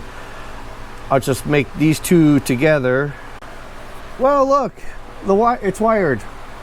Huh, amazing. I'm fast. I just did that like that. Actually, no, stupid battery shut off again. Okay, so the wire to the impulse crystal / torpedo is done. So that's pretty much all I can do for now till glue is finally set. After it's all set, we got some cleaning up to do from the gluing, obviously the aftermath, some of the putty work from the semen. He said semen. And of course from the other areas, kind of get the whole neck ready for paint. And then that's where we're going to be at, is we're going to have to get this thing ready for its real base coat. So that's the next thing we're going to do, is deal with this crap. So now it's been about a day. Gave a chance for the glue to set up. Started monkeying with it a little bit. I decided about that. Let's just start filming this part now. I was just gonna go ahead and sand a little bit and then start filming, but you know, it's like, what the heck, let's just do it now.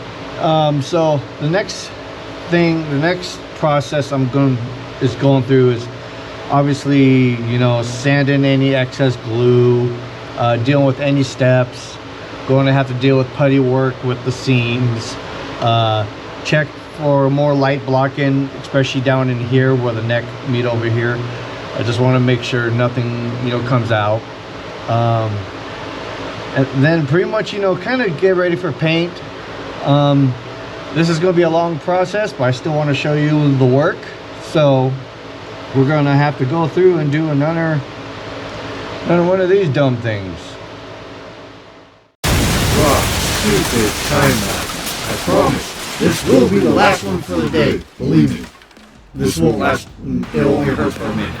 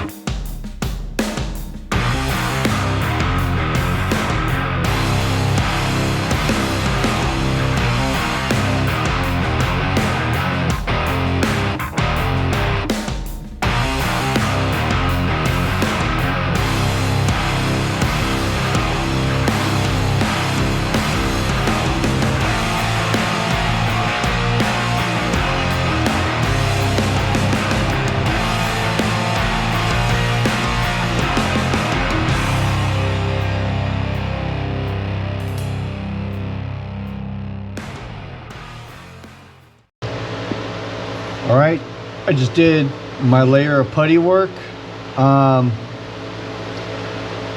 Nothing really too special, just, you know, make sure there's no steps. You know, put a good amount on the main part of the seam in the front, back here. Down here, just kind of had to force it in with a kind of like a Q-tip cotton swab in there. But in here, where it's like you can't get a finger, you can't get a cotton swab, so I just took one of these, you know, like I use for the glue, and made like a little slurry with the plastic putty perfect stuff, and with a little bit of water. Kind of use this as a syringe too, you know, if you squeeze it first and then dip it in, it'll suck it right up just like a syringe. So I made just a little bit of a slurry and was able to kind of like pour it in here, and it actually worked out pretty well, but we'll find out when it fully dries. So yeah, that's where we're at now, is gotta wait for this to dry, and then some sanding, of course, and then see what we have to do next. Guess what? We've pretty much reached to basically the end of this video. So from the last cut scene, it's already been sanded down, and I already just went ahead, sprayed some black just to light block a little bit because of the light that was shown through here. Especially down in here, this is a real to make sure you fill in. A little extra work, but came out all right. Rescribed back out my panel lines. So as far as this thing goes, it's ready for the base coat, which, so in the next video should be basically on doing pretty much the paint job on this minus the Aztecing. I'm going to do the Aztecing in a different video, kind of one dedicated to that by itself. But the next video should basically be about the base coat, painting all the other colors, and basically I'm going to do the strong back and paint. I'm not decaling it, so that's going to be fun. And also going to be building the deflector dish area, but I'm not going to install that. I'm going to install that one towards the end, because once that's on, the wiring in here is all sealed up. If I need to do something, at least I still want to have access to it to the very end. So with that said, wish you farewell to until the next video, which will probably be about, I don't know when, depends on when you discover this video. It's probably already up. Go watch it. If not, you're gonna have to wait for it. It's gonna take some time, because for me, Halloween is kind of approaching, about 2 months away, but you know, the decorations are coming out in store, which means I need to gear up for Christmas. My light show is like insane, so I got to start that early too. Busy life I am, and trying to do one of these at the same time, and to hopefully to give you guys something to watch. And maybe by the end of this video, I'll probably have to turn this thing into the Enterprise from Star Trek 3 as it's exploding, because I probably would pick it up. Anyways, I'm bidding you all a very fond farewell. I go. Stop.